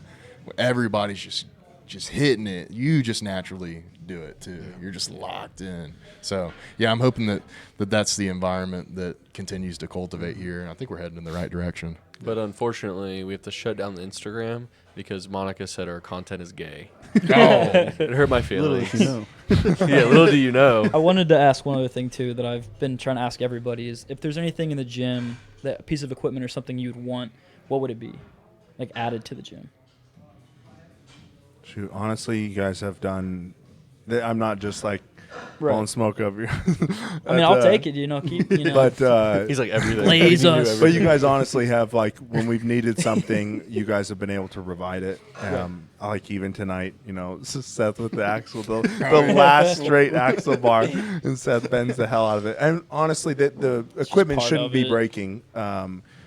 I don't know. I don't think it was his fault at all. No, I mean, again, like equipment's also just gonna get worn down. It's just Right. part of it, especially when you have so many strong people lifting here. But you guys just gonna happen. like actively working at trying to get the equipment that people need, and not just like once a year. Like you guys, every single month are trying to get something for someone that someone needs. You guys just doing that is like above and beyond. So we appreciate it. But We honestly, appreciate- something that I don't know. I mean, It could be something Yeah. ridiculous. No, literally, it doesn't matter. Seth- Like Seth anything. said I lead. wish we had okay, flamethrowers at our house. yeah. Flamethrower. I'll say probably a Slater style log. Okay. Is that the wood one? Yeah. Yeah, the big wood. Oh, one. that's so cool too. Yeah. I'll have to look The- at it. Very- Look when what it- gyms what that have it, is. like people go to that gym to want to use that log. Wait, Like, but the only time I've seen you use one, you broke it. So, I used the wood. Slater log. I don't even use the Slater. log. or was it Seth that cracked the Slater Oh, log? yeah, Seth And, cracked it. yeah. When we were all I was out like, I in, haven't used in one Malton, they had a Slater log, and Yes. and we were all Okay. there, and everyone was lifting it, and I was taking videos and stuff, and Seth cracked their Slater We log. for sure need to get warranty on that one. Yeah. How Oh, much? yeah. How much do they usually Yeah, cost that's or what is or it? weigh? I would say. They range, so he makes them different sizes, but the big one that you see is like over 200 pounds. It's like that one out there. It's Dang. like 240 or something. so I like that. can use it for a Just couple base reps. weight. Yeah, you could. Yeah, Okay. you could. Yeah, that would be pretty sweet to Slater have. log press. But Okay. comment below: will Mikey ever get his chest fly that he wants? Maybe. I'm gonna make answer that is one no. back there hang on by that one little bolt for as long as possible. Just one play In you your left, guys' just get 100 reps. in your guys' off season, do you guys ever make bets with other people to help, like, make a small little goal for yourself, like to achieve, like maybe an off season? But I'll add into that of saying like friendly competition for myself. I've always been one to go up to somebody say I'm gonna lift more weight than you or whatever, just to not only push myself but that other person too. That's kind of like I guess the main thing I guess I would do in terms of like competition or egging somebody on to When, also push myself. When me and Claudia did the strongman comp together, our goal was just, can we survive this? Bro, like honestly, Just do it. going into that show, my primary goal was to like finish every single event, Yep. and because there were some days, especially whenever I went from the little floppy blue bag to the that was like 180 all the way up to the 250 bag. Mm-hmm. I couldn't even get it to my knees, and I felt very discouraged. I was like, I'm not gonna be able to do this. But then next week I came back and I was considerably much better at getting it to my shoulder. But yeah, the initial goal was just to like survive and not look silly by not being able to complete an event. Goals. Yeah, mine and Claudia's face when we looked at each other when we heard there's no warm up with yoke. We were just like, "What do you mean there's no warm up?" Yeah, I mean, honestly, the jump from 300 to 700 it felt great. It was awesome. Yeah. So now when I get back into Like, that's actually powerlifting, wild. I just not realized you Yeah. guys did not warm up on But, that. At It's all. really hard. Like we allowed so much time, but it's Yeah. really hard because the lighter athletes only need to go to 300. Right, right. So like they're taking all the time, and it's like they go first. Well, then there's no yoke for the other people to warm up on. Or But like the warm up for the overhead press. I was taking a lot longer because deadlifts it took so long. It took so long to get up to the working weight, and it was really hard timing my warm ups. So I was like, okay, I'll need to slow down a little bit more for the overhead press. And like right before I'm about to hit the bar, this guy comes up to me. He's like, "You're 2 out." I'm like, "Oh, okay, nice." yeah, and we're like loading it. I'm like, "Let's just do 1 rep." Yeah. And I'm just like, "That's enough. Like I'm Yeah. good." But I use that like the no warm up thing. I'm using that. Like, because powerlifting, I would warm up way too much just to be safe. But now I just make bigger jumps, and it's so much better than warming up too much. Part of what made it feel better is it sucked for everybody. Yeah. So, And the adrenaline that was was crazy. fun. Yeah. I crack up at everybody warming up in this gym because I'll watch these powerlifters do this hour-long warm-up routine. And, yeah, they're probably talking a lot and stuff, too. But part but of my it. warm-up's like a set, you know? It's like, well, we'll get something to get a little blood in there, and then we just start working it, you know? And then if it's like a new movement, I'll do like 1 or 2 warm-up sets, and then it's just straight to Dude, I haven't sets used of this failure. attachment yet. And you're like, all right, I feel good. Yeah, well, when you're running something like 15 reps, it's a lot easier to just kind of warm up Yeah. in the middle of the set. I mean, some of my warm up is literally just like lat pull downs, cable extensions. And stuff. Yeah, my warm up is just the first 6, 7 reps of my set. I was about to say, it's funny you mentioned that. Like, I used to take a super long time warming up, like 30 minutes. Yeah. And it would be just ridiculous for me to actually, like, work out. Because then I'd be here for, like, 4 hours or something Yeah. stupid. Yeah. And now I just do bands to warm up my lats. And that's pretty much it. My warm-up is lifting, like, to go into my sets. Yeah. Doing like lat pull downs and like cable tricep push downs and stuff, that's just like it helps so much with bench more than just doing a bunch of like dynamic stuff. And you know, that could be good, especially if you're injured, but like if you're just, you know, working on strength, it's like just get blood flow in, make sure you're not, you know, insanely tight, and then you should be good. Yeah, I feel like there's 2 ends of the spectrum where like you're a beginner lifter and you don't warm up, and then you're like an experienced lifter and you do as many or like as little warm ups as possible. And then in between that, just people doing like all these intricate like priming exercises. So many the things to, bands, like, or yeah. rolling yeah. around. Warm up your hamstrings, your Yeah. glutes. They're your- even cooling down. Yeah. You know, it's Yeah. like, man, You know what's cooling funny down. is we talk about Reese like all the time. One of his warm ups was like cartwheels, or he would like I roll. saw every time I see him doing that, I was always just like, Dude, I what love is he seeing him training just for? like. I have to just doing, learn like, how to do one. like back rolls. I haven't done one in so long. He'd like roll around. And he's like, "Yeah, this is really good for opening up like my diaphragm or something." Yeah. Oh yeah, but you asked little goals during off season. Oh, yeah. So with bodybuilding, there's not like, I guess there's some goals like you want to achieve a certain amount of weight gain if you're trying to hit a whatever weight or put muscle on, but like these little kind of achievable things, I don't do as much anymore because I'm not mass blasting. But when I was mass blasting, those periods of time, like those weeks, you know, it'd be so hard to eat all this food every single day. I was eating like 8,000 calories. And then so there'd be days where I'm like, you know what?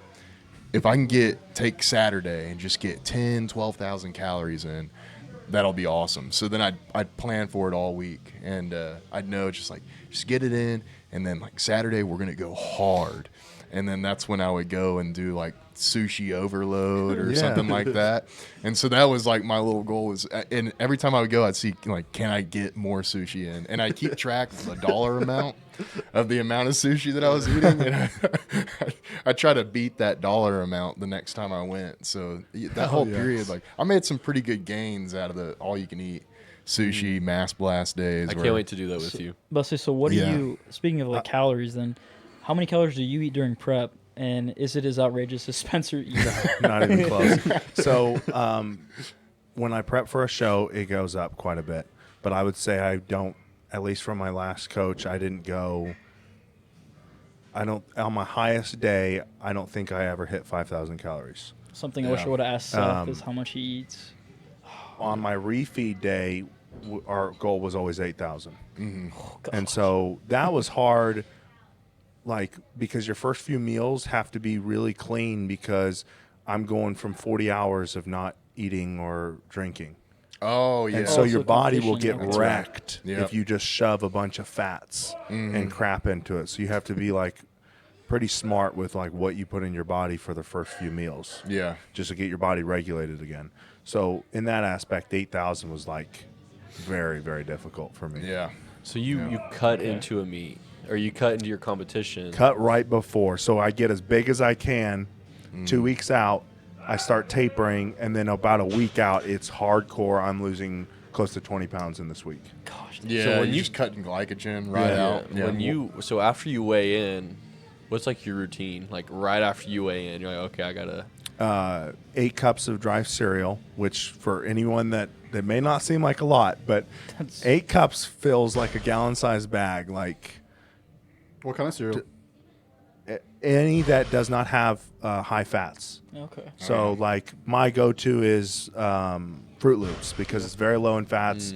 The flavor to me doesn't get boring. Okay. Yeah. And it doesn't tear up my mouth as much as like Like Captain Crunch. Yeah, or Captain something. Crunch. anything Yeah. like I that, wasn't because expecting that, it will yeah. wreck your mouth. I decided to 8 do cups absolutely wrecks your inside of your Yeah, mouth. I decided to do a dry, something like a similar technique, a dry carb Yeah. for my carb up, and I did 2 bags of rice cakes. I didn't realize how bad that'll Yeah. tear your mouth up, like the roof of your mouth will just Yeah. get destroyed. What comes Yeah. after cereal? So cereal with liquid. So no, like, nothing with Chocolate fats. You do milk? not Chocolate want straight fats. water? Fairlife chocolate. Yeah, water with like hydration. I okay, normally yeah. get an IV because at that point, like even the IV like is gone within minutes because my body sucks it dry. So depleted. Yeah.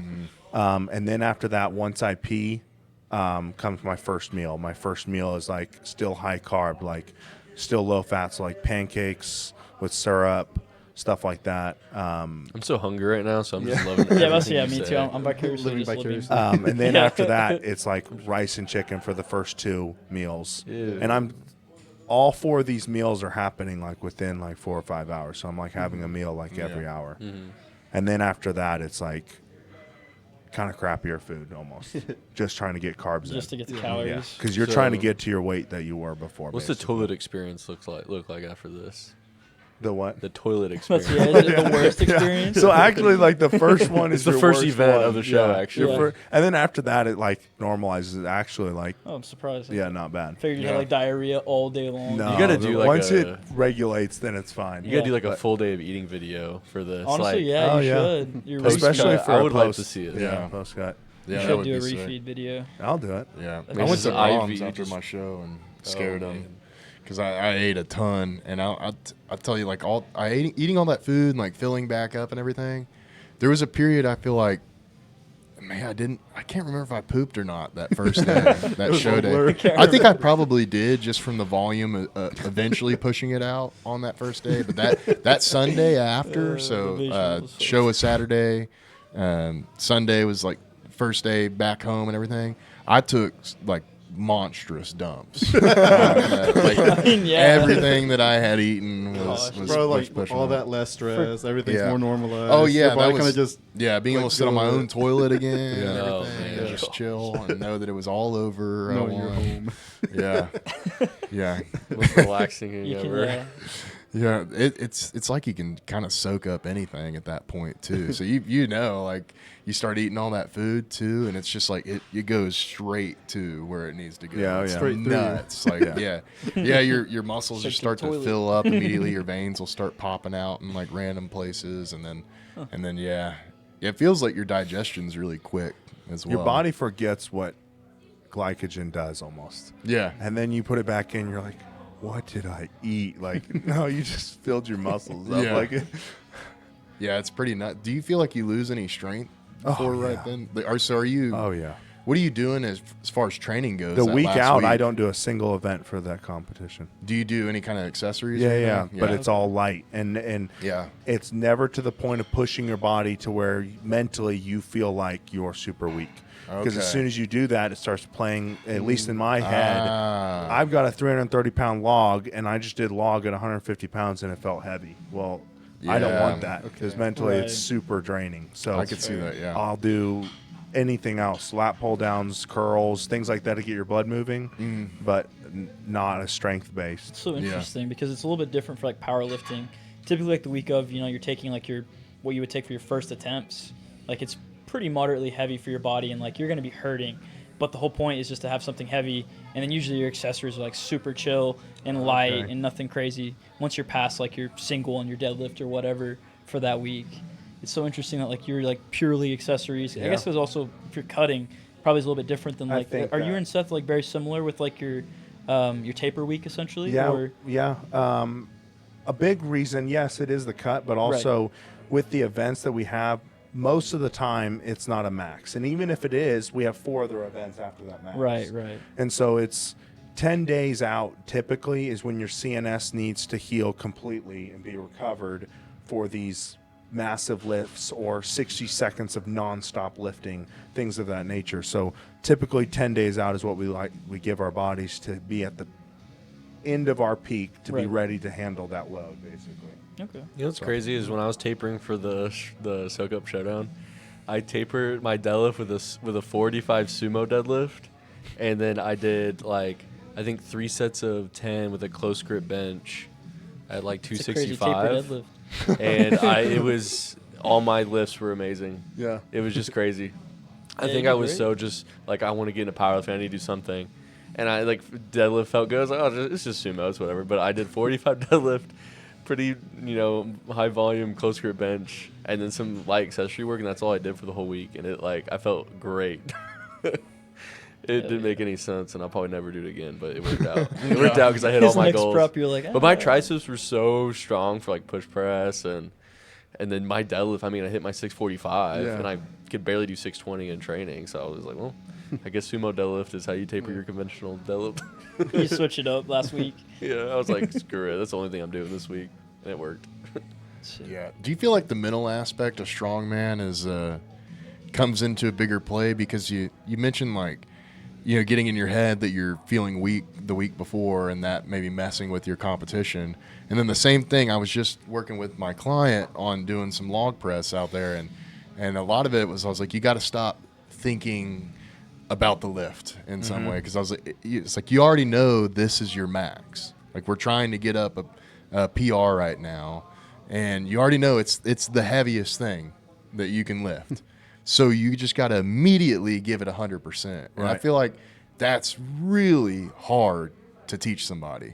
Like it's really think hard it's- for somebody to naturally know to just like I they're almost going to think go it's all out right unteachable. away. Yeah. I almost think it's something that someone has to eventually grasp. Yeah. You can give them all the tools. Here's what you need to grasp that and to be able to.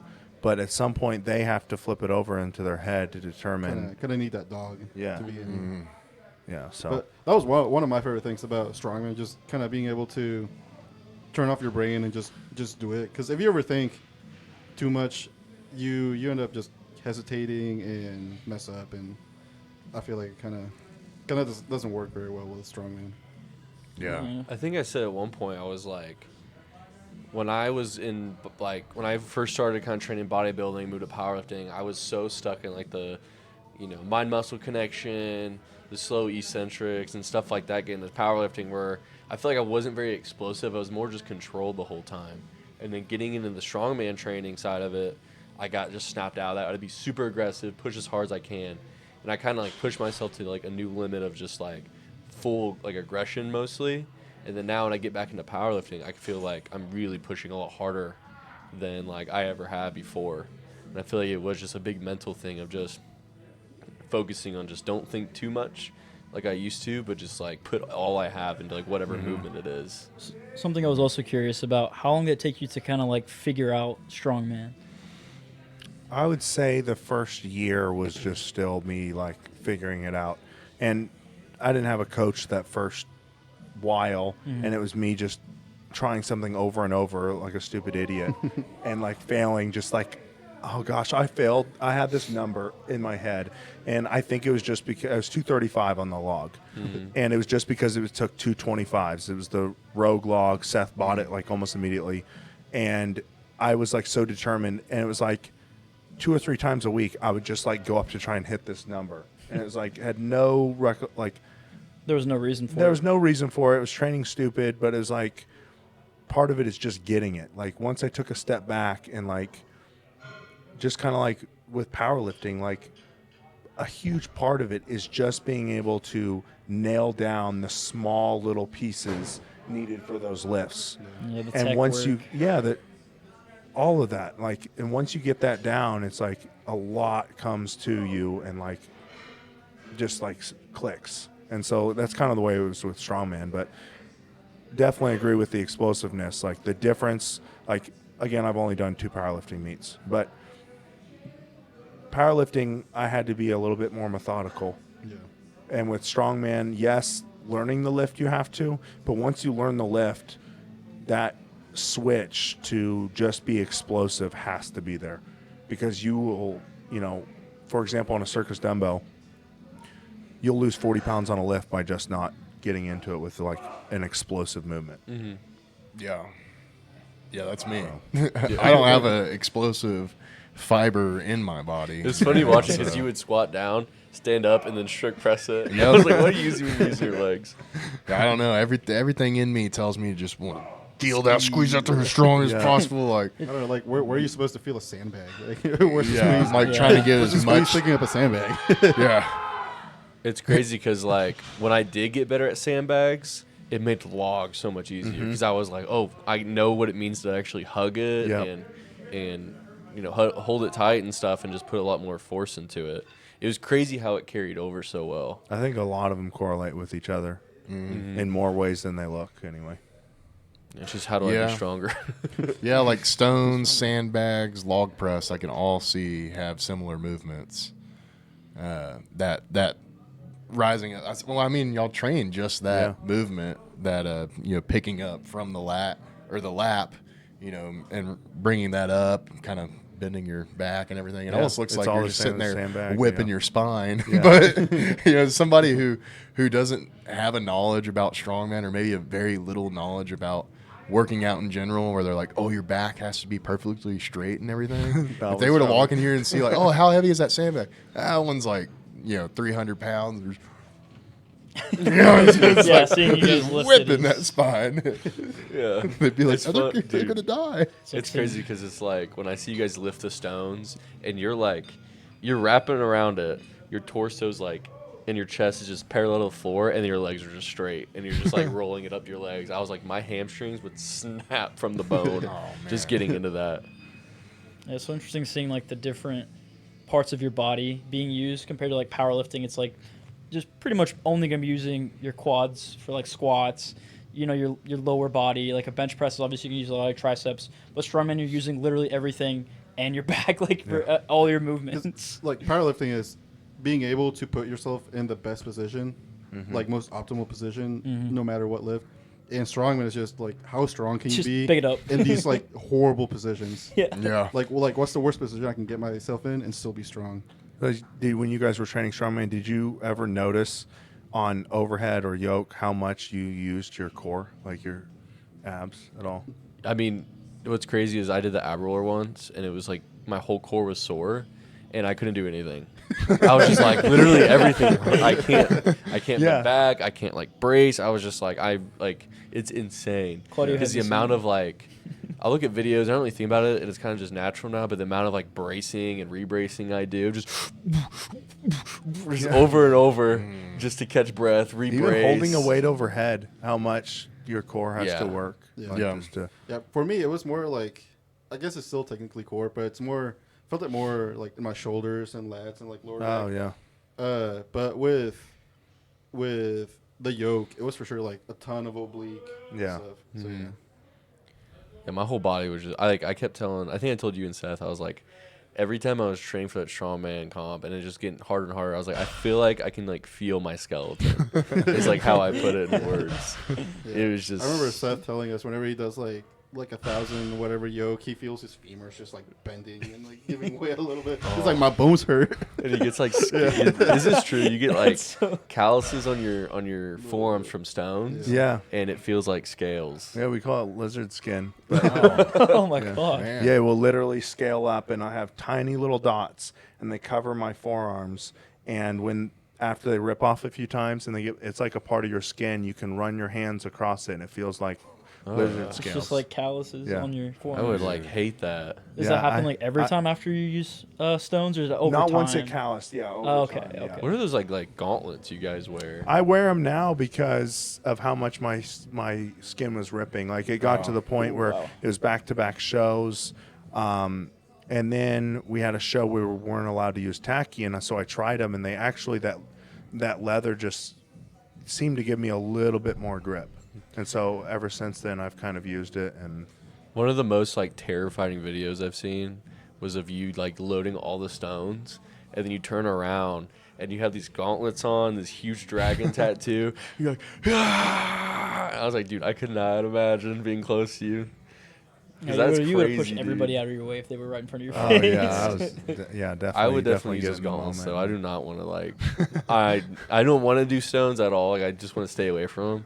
But when I do have to use them, I'm getting those gauntlets. I'm not gonna rip my skin off on these things. See, especially I with still like tacky. doing them shirtless because it like, I don't know, a part of it just like wakes me up. Like it hurts, but it's like a good pain. Like I don't know, it's like I think gets it me looks super cooler. focused and like It looks yeah. cool too. Yeah, it looks like a lot badass. Seeing you fucking big especially ass back when you're, picking up the especially for how stones. lean you are too, and it's just like that's crazy because I feel like if I was, bigger or whatever, it'd just pull my skin. I just the hacky over me, my hair's pulled. I just look like gross. I feel like when you're jacked, it just looks a lot better. Yeah, it does look cool when like holding the stone, you can see all the back muscles. Yep. Like that. Yeah, or you don't see like man boobs just kissing it. And You don't see a boob folding as it rolls up. you gotta like prop your chest over the stone first so it doesn't feel uncomfortable. This whole episode is just for the fat people. It's literally. I mean, The one where we hate fat people. I would hate to be fat and do stones. But all gaining weight right now. I'm literally at my heaviest ever been. Me too. In my life. Yeah. I just got my calories up, so Yeah. Being fat is fun when you do it the right way. It's all to lift heavier. The Brewhouse Fat Cast. The Brewhouse Yeah. Fat Cat. Brewhouse fat's like a different kind of fat too. It's like the body fat percentage is actually pretty low comparatively, but Yes. it's the size. And you look fat. I know people were trying to like say on my videos that I look fat and I had these like chubby cheeks or something, but that's just the muscular look.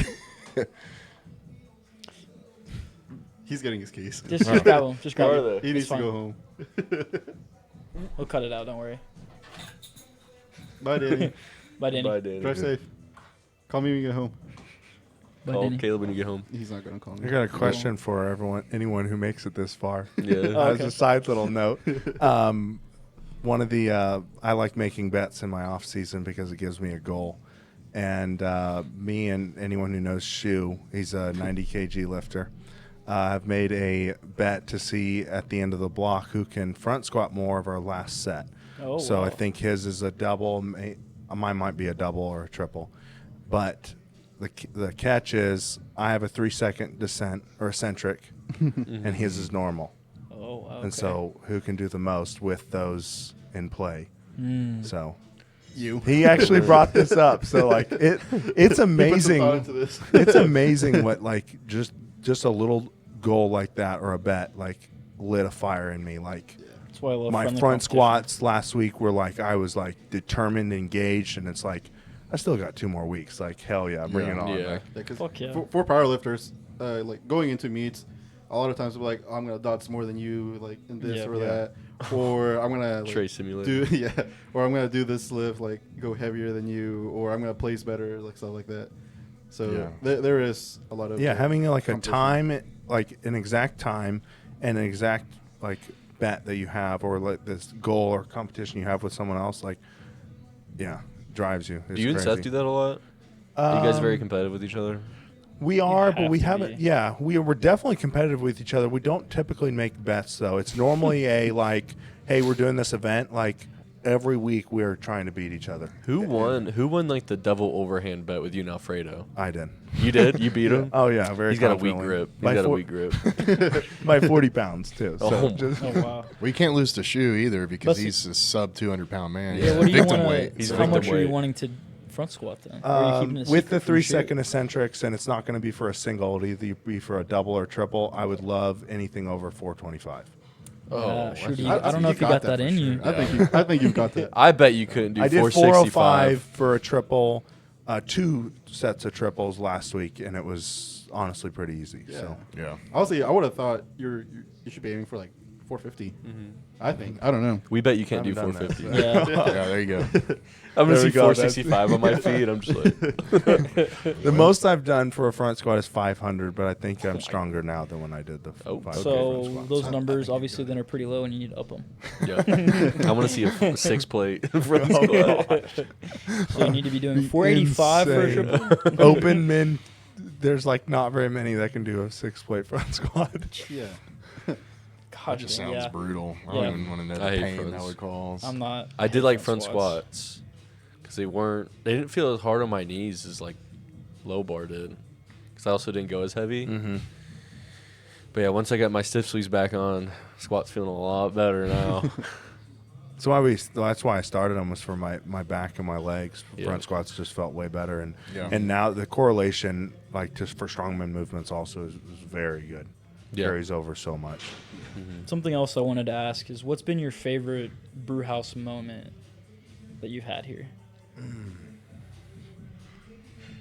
Could be anything. Doesn't have to be obviously like just lifting. Could be like hosting the meet or Yeah, whatever.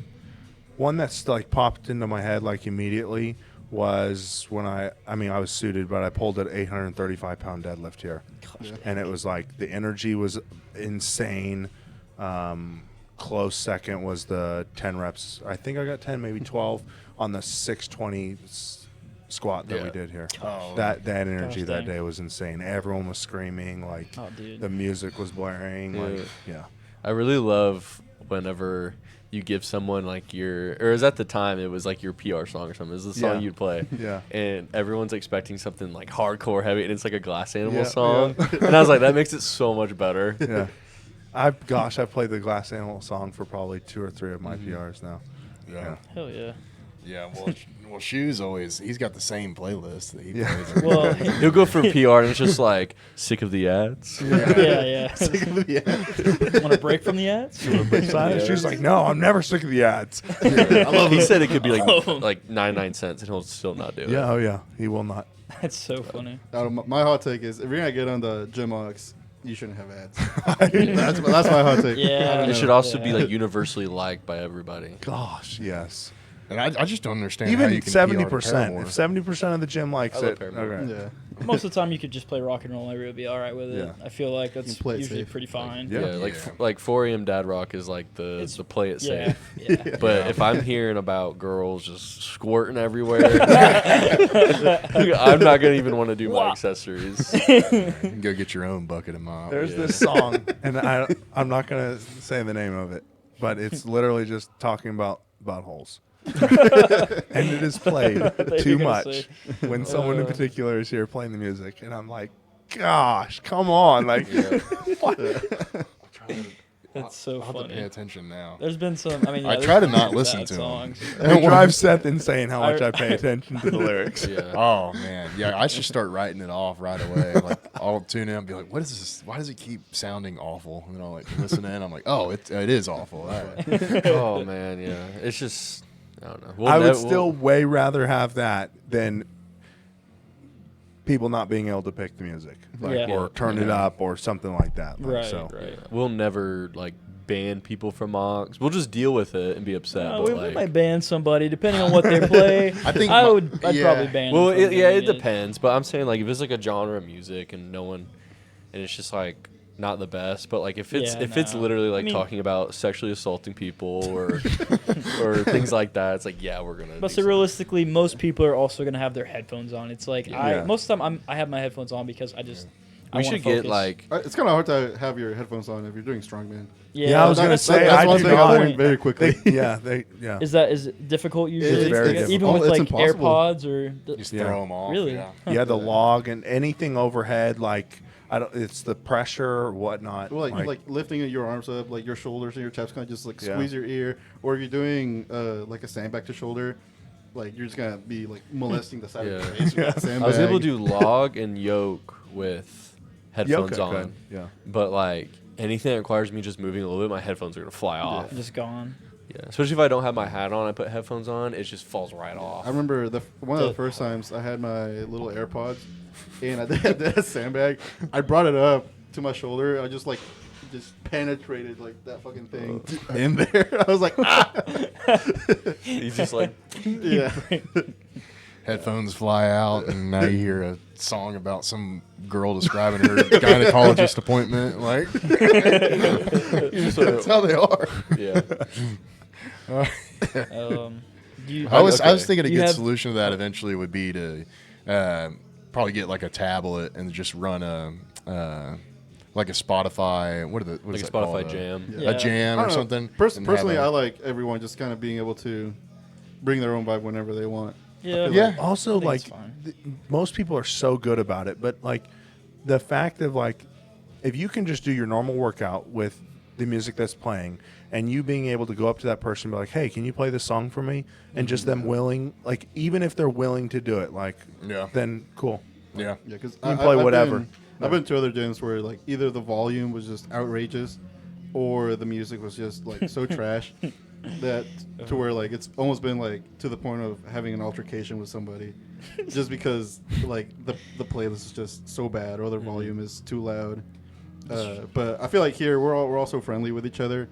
You can almost make fun of the music they're playing, and it's like it's fine. They'll just pick Oh, something yeah. else, Yeah. or they'll just give you the aux entirely. It was fun because I was going for like a quick little log. It was like when I did my log PR, and it was like I was on music at the time and I was playing like rock or something, and then I was like usually when I hit a PR, I'll play really loud music, and then like after that I just need to settle down and I'll just completely change it up. And I usually do it with my headphones on, but I was on aux and I was like, everyone here will be fine with it, and I just start playing like the Doom soundtrack, so it's just straight electric, just heavy metal instrumental, and then it's for literally like 20 seconds because I hit it and I immediately change it and it goes straight to like Journey. Yeah. And then the switch up was so crazy and fast that people are like, what was that? I was like, I just need to calm That's down. the best. That Like, is yeah, also that's like the one best. way people can tell somebody's about to hit a big lift, like Yeah, the a music. playlist, like a song changes in the middle of it to another one, the volume increases, Yeah. Oh, people dude. start yelling. It's like being at Yeah, it's Texas like- Roadhouse whenever like they turning a start doing switch. the line dance. So, you know, start Everyone's looking like, "What is around. Where's it at? Where's the PR? It's at? funny because it's just like, who's crying now? Just and then just go straight back to like Minecraft music or something. Yeah. There was a song that kept playing at the gym that me and Claudia used to work at. It was Godzilla, Eminem, just playing over and over again, or Venom. Dude. So bad. That's so Or funny. I can swallow it. It would play every time, dude. We were I at used that to work gym, at a too. gym, and the owner was so bad about playing the same music every single day because we connect to Spotify, and he'll just connect to it and play. Like, he'll do stupid boot camp classes. And there's a time where he just, like, was doing something and left his phone down, but he had, and no one could find him, and we couldn't disconnect, and he was playing Guns N' Roses, and, like, it was a Guns N' Roses song, and Thunderstruck back to back. It was just looping for like an hour. That's so And, it was, bad. and we could turn it down a little bit, but we didn't want it silent, so it was just very low. Just the It's same just like music. listening to Christmas music in a freaking Walmart. And that's when or I knew I something. was like, if I The ever own a worst. gym, I'm not doing this. That's so funny. Yeah, if it were up to me, it'd all be like some like Houston rap. You know, like I'm talking Big X having like Blood. the swangas. You know, just you're just weaving through traffic. That's what I'm talking about. I do like Big That's- X. Big X, the plug's good. Yeah, Big X X is Blood good. is I good. don't You, know if he isn't he. I think he claims Dallas, but Yeah, yeah, Texas, all the same. yeah. Did you have any other questions that you wanted to ask us? Because I feel like we've just been bombarding you Yeah. a lot. What's it like being big and strong? Yeah. So like being I feel Alec like all you Soukup. guys are. Oh, You mean it? You mean it? What's your guys' next goal for the gym? Oh, well, I mean, probably I flooring. think flooring, I feel like is Yeah. our big, Flooring. the I biggest. heard you guys talk about it, but I didn't know if that was. Yeah. He's like, never happened. So Yeah, we've been- Oh It's no, not you done. guys. Since you guys have taken over, it's never been a thing like you guys talk about something and it's never happened. So Yeah. That's fair. That's why we cut the little pieces over there. It's like if they're not staying. it's more of a, it's more of a we how put quickly it, can we after get the something I Soukup would meet done. too, we say- just started putting them pieces Yeah, together. screw it. We did flooring I eventually. guess like the very next thing we're doing is breaking down the locker Yeah, the room. wall. Okay. Oh yeah. First. So we will keep the sink for tacky purposes and also like cleaning purposes, and then but like that whole wall will be completely gone, and then we'll be able to like move the red racks a little bit, kind of make it more spacious. Depend on that. One thing I do want to ask you is so that whole jungle cage, right? Oh yeah. Where you guys do all your presses out of the whole. Oh, yeah. Yeah. The CrossFit So area. here's an idea. What if we got rid of that, but instead we replace it with these 2 rogue racks? the red, like the red one. Yes, Yeah. the red Put ones. those over I'll there in put those. place. What we would do is get new arms that fit them though, To be able to to log out. you guys But can what do I've that. noticed is you guys only press outside of it, and there's a pull-up bar, and you guys squat in it. Right. Yeah, I think it would work. Would it be a problem though, because it's only 2 spaces? That's the only Compared to thing. 4. That's Well, the only you could thing do I the other think side of. too. If we got Make it rid of accessible. the plate Yeah, trees, That's true. then you Yeah. can squat and do, Yeah. or you can do other stuff in the other Yeah. side of 'Cause it. Okay, very yeah. We would rarely- just need the weight. We would need. Yeah. Very rarely have I ever seen like more than 2 people like squatting or pressing out of Out of the CrossFit out of area. the CrossFit Yeah, like setup. Yeah. that's fair. We would just if we started squatting over there. Obviously, we would need weights over there, Yeah. especially for Seth. I feel like Yeah, we'd there's a have to get lot more another weight weights tree. down here Yeah. than there is up there. We would have- need- So we we still have quite a have few some weight weight trees that trees could there. easily be moved Oh over yeah, that's there. true. Yeah, we got some extras. Yeah. That, are just that sitting would be over my here. only thing Yeah. is making sure that there's like Yeah, enough all the weights will accessible. go with it, but we'll probably take those the like holders on it off so that you can use both sides, and then just put the weights on a separate weight tree. You know what we could do too is get that flat like weight tree that you roll the plates on, put that in between it, and actually like put the 100-pound plates in those or something, Yeah, and actually have a stack for we them. can wheel those around. Mm-hmm. Good But idea. that's an idea just so we can clear up make this place mostly like combos and deadlift platforms, and then still keep those red racks over there, but it's still just like. It also slightly easier for meat setup whenever you have those posts. Like Yeah. the way you can kind of compress everything Yeah. a little better. Opens up the gym 2 more for like seating and Yeah. everything like that. I mean, I think it's. Yeah. I'm excited for it. Somebody because will the hate dip machine can still be attached to there's- it's those just rogue, part of right? it. it. That it actually is made to fit that size. Yeah. So Yeah. Everything we say, I feel like it's just such a big change. A lot of people be like, I hate it. Yeah, Like, it's one of those I do think it things. will It's gonna take some happen. getting used to at first. Yeah, yeah. But I then mean, again, we we're get gonna try to complaints do it for the everything right we way. do. I say it's so- gonna happen no matter what. People are never gonna be happy. No, you yeah, know. yeah. It's just part of it. It's like, Just I like don't want how- red over here. Oh, we never had a deadlift room in here. They use the CrossFit area and it's been, you know. Would they be secured down because you wouldn't have the weights on them then? Because right You now, probably drill are they them. secured down? They're Yeah, secured yeah, down. yeah. Yeah. They'd be. I'm pretty sure they'd Okay. be bolted down. Yeah, Yeah, we I was gonna Yeah, say, that's right, if we bolted not, them, will yeah. you get a heavy squatter like Seth? Because and- I mean, like even Well, like or a big log presser, press would yeah. be kind of weird at that Yeah, point. these are Yeah. these are bolted in now. we got to set it to where we got to do the good ones too, where we actually drill it and put it in where we can take it in and out, and Yes. there's not like a thing sticking. Up. Well, So, we yeah. tried, but we failed. Yeah, this time what we'll have to do, is just we know how to do it this time. Yeah. Some Yeah, good we're anchors in skilled there. now. Yeah, we were trying to fix that because how difficult that back one was. I think it was after the TSS meet back in February a while. Oh, when Gosh. West did it, yeah. Yeah, and then they took like half of it off and then tried to put it back, and now it's all jacked up. And then so Bolts we are were just sticking out. we go to Yeah. bolt down these rogue racks, and they're like, all right, we're gonna do it differently. And man, we were jacking stuff. What was it, like the drill got jacked up? The too? drill was like running out of battery. Oh yeah. And it was so the screw as it's going in would start twisting, and then now half of them are just off. So Yeah. when we ripped this up and we had to put new mats down, you're probably gonna have to like grind them down again, Yep. or we're gonna have to rip them out of the concrete. Yeah. Because there's no way of getting them back out without having to destroy it. Yeah. But we'll have a better solution for the racks back there. Yeah. They won't be all messed up. And That always seemed both ways not to do it. bolts coming out of the ground. Yeah. But yeah, we have a lot of huge goals for the gym when it comes to like how it looks, what to do. We got these new carpets that look really nice. I know. I saw them today. Finally. It took Yeah. so long. But I guess for us more to like- really good. I guess more like strongman type stuff. One thing we Yeah. want to do is with this concrete lane, like actually get like footage and stuff like painted on. Oh, So that'd you be can just see awesome. it without having to like Measure measure everything. Yeah, that would every be day awesome. and put tape out. Yeah. But that's one thing too that would be useful for you guys. And then obviously Seth has more lead on our list Yeah, he for said more lead. Yeah, for more the lead. kegs or something like Why does he that. need more lead? Yeah. I think for the He kegs. just wants more lead. Oh, for the kegs. Yeah. Yeah. I was like, you can't fit any more in that circus dumbbell. No. I think it's for the kegs because I know Alfredo was saying he has like wet sand in his keg, and it just moves real weird or Mold whatever. factory in there. Yeah, literally. But But Yeah, and the loadable kegs just aren't. I don't think they're reliable.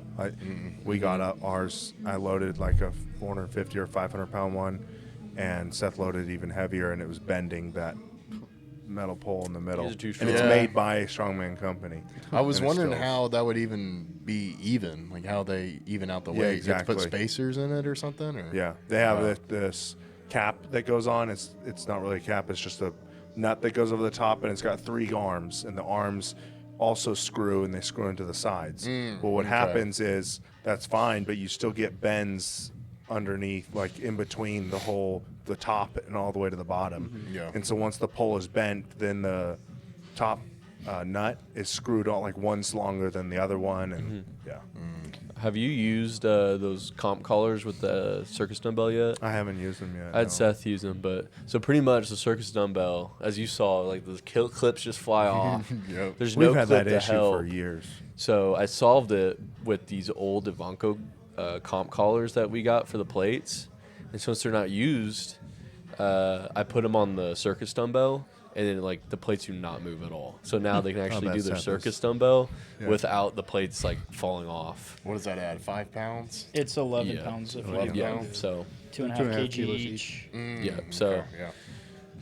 yeah, which is so nice because I remember talking to Alfredo, and he's like, "Yeah, I had like 6 clips on each end, and then they would put straps in the clips to clamp them down." Yeah. So dumb. But now, I mean, these are just super easy to adjust, and they actually get used now. We're just sitting in a bucket. Maybe that's what we'll invent now is the strongman collar.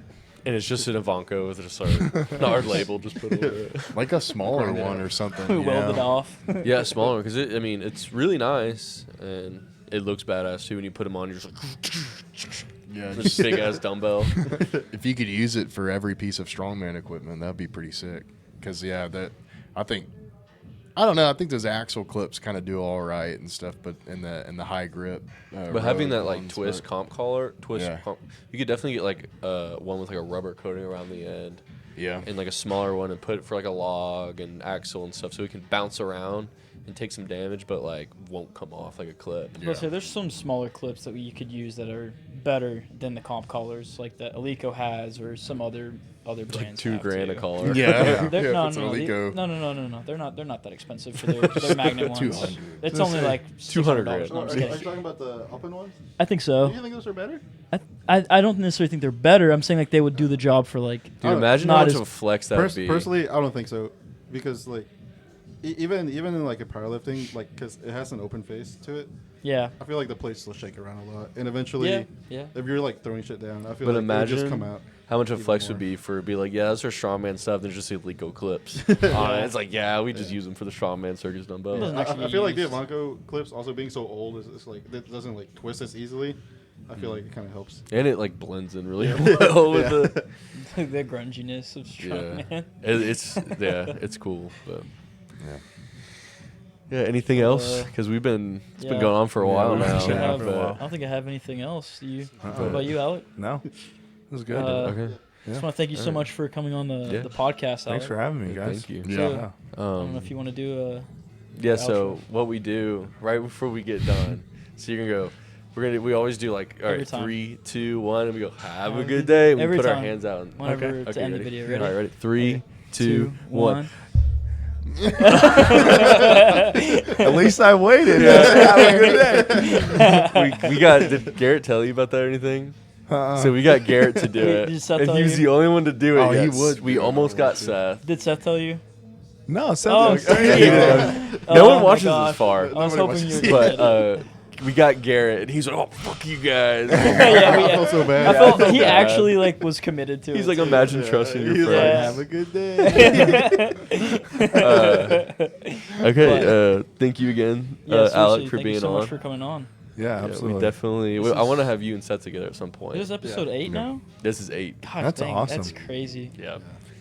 But That's awesome. all right, so if you made it this Yeah. far, next week we will have Nate O'Neill from whatever Big Nate. his powerlifting job's The called, one- ARNG or something. And then like after Nate, it'll be Jason, Caleb, Frazier. that. Yeah. Soon after that, Jackie too. I Yeah, wanna but so we have like so many people. we and then wanna after have that, on we'll here. probably have like Tommy, and then We'll after have- that, we'll probably We'll have have Obama, Larry. and then you know, there's Sick some crazy lineup. people. I don't know. Obama might be getting arrested. Oh wait, what? Yeah. All right. Well, thank you for Thanks, guys, for watching. watching. Thank you for listening. Bye.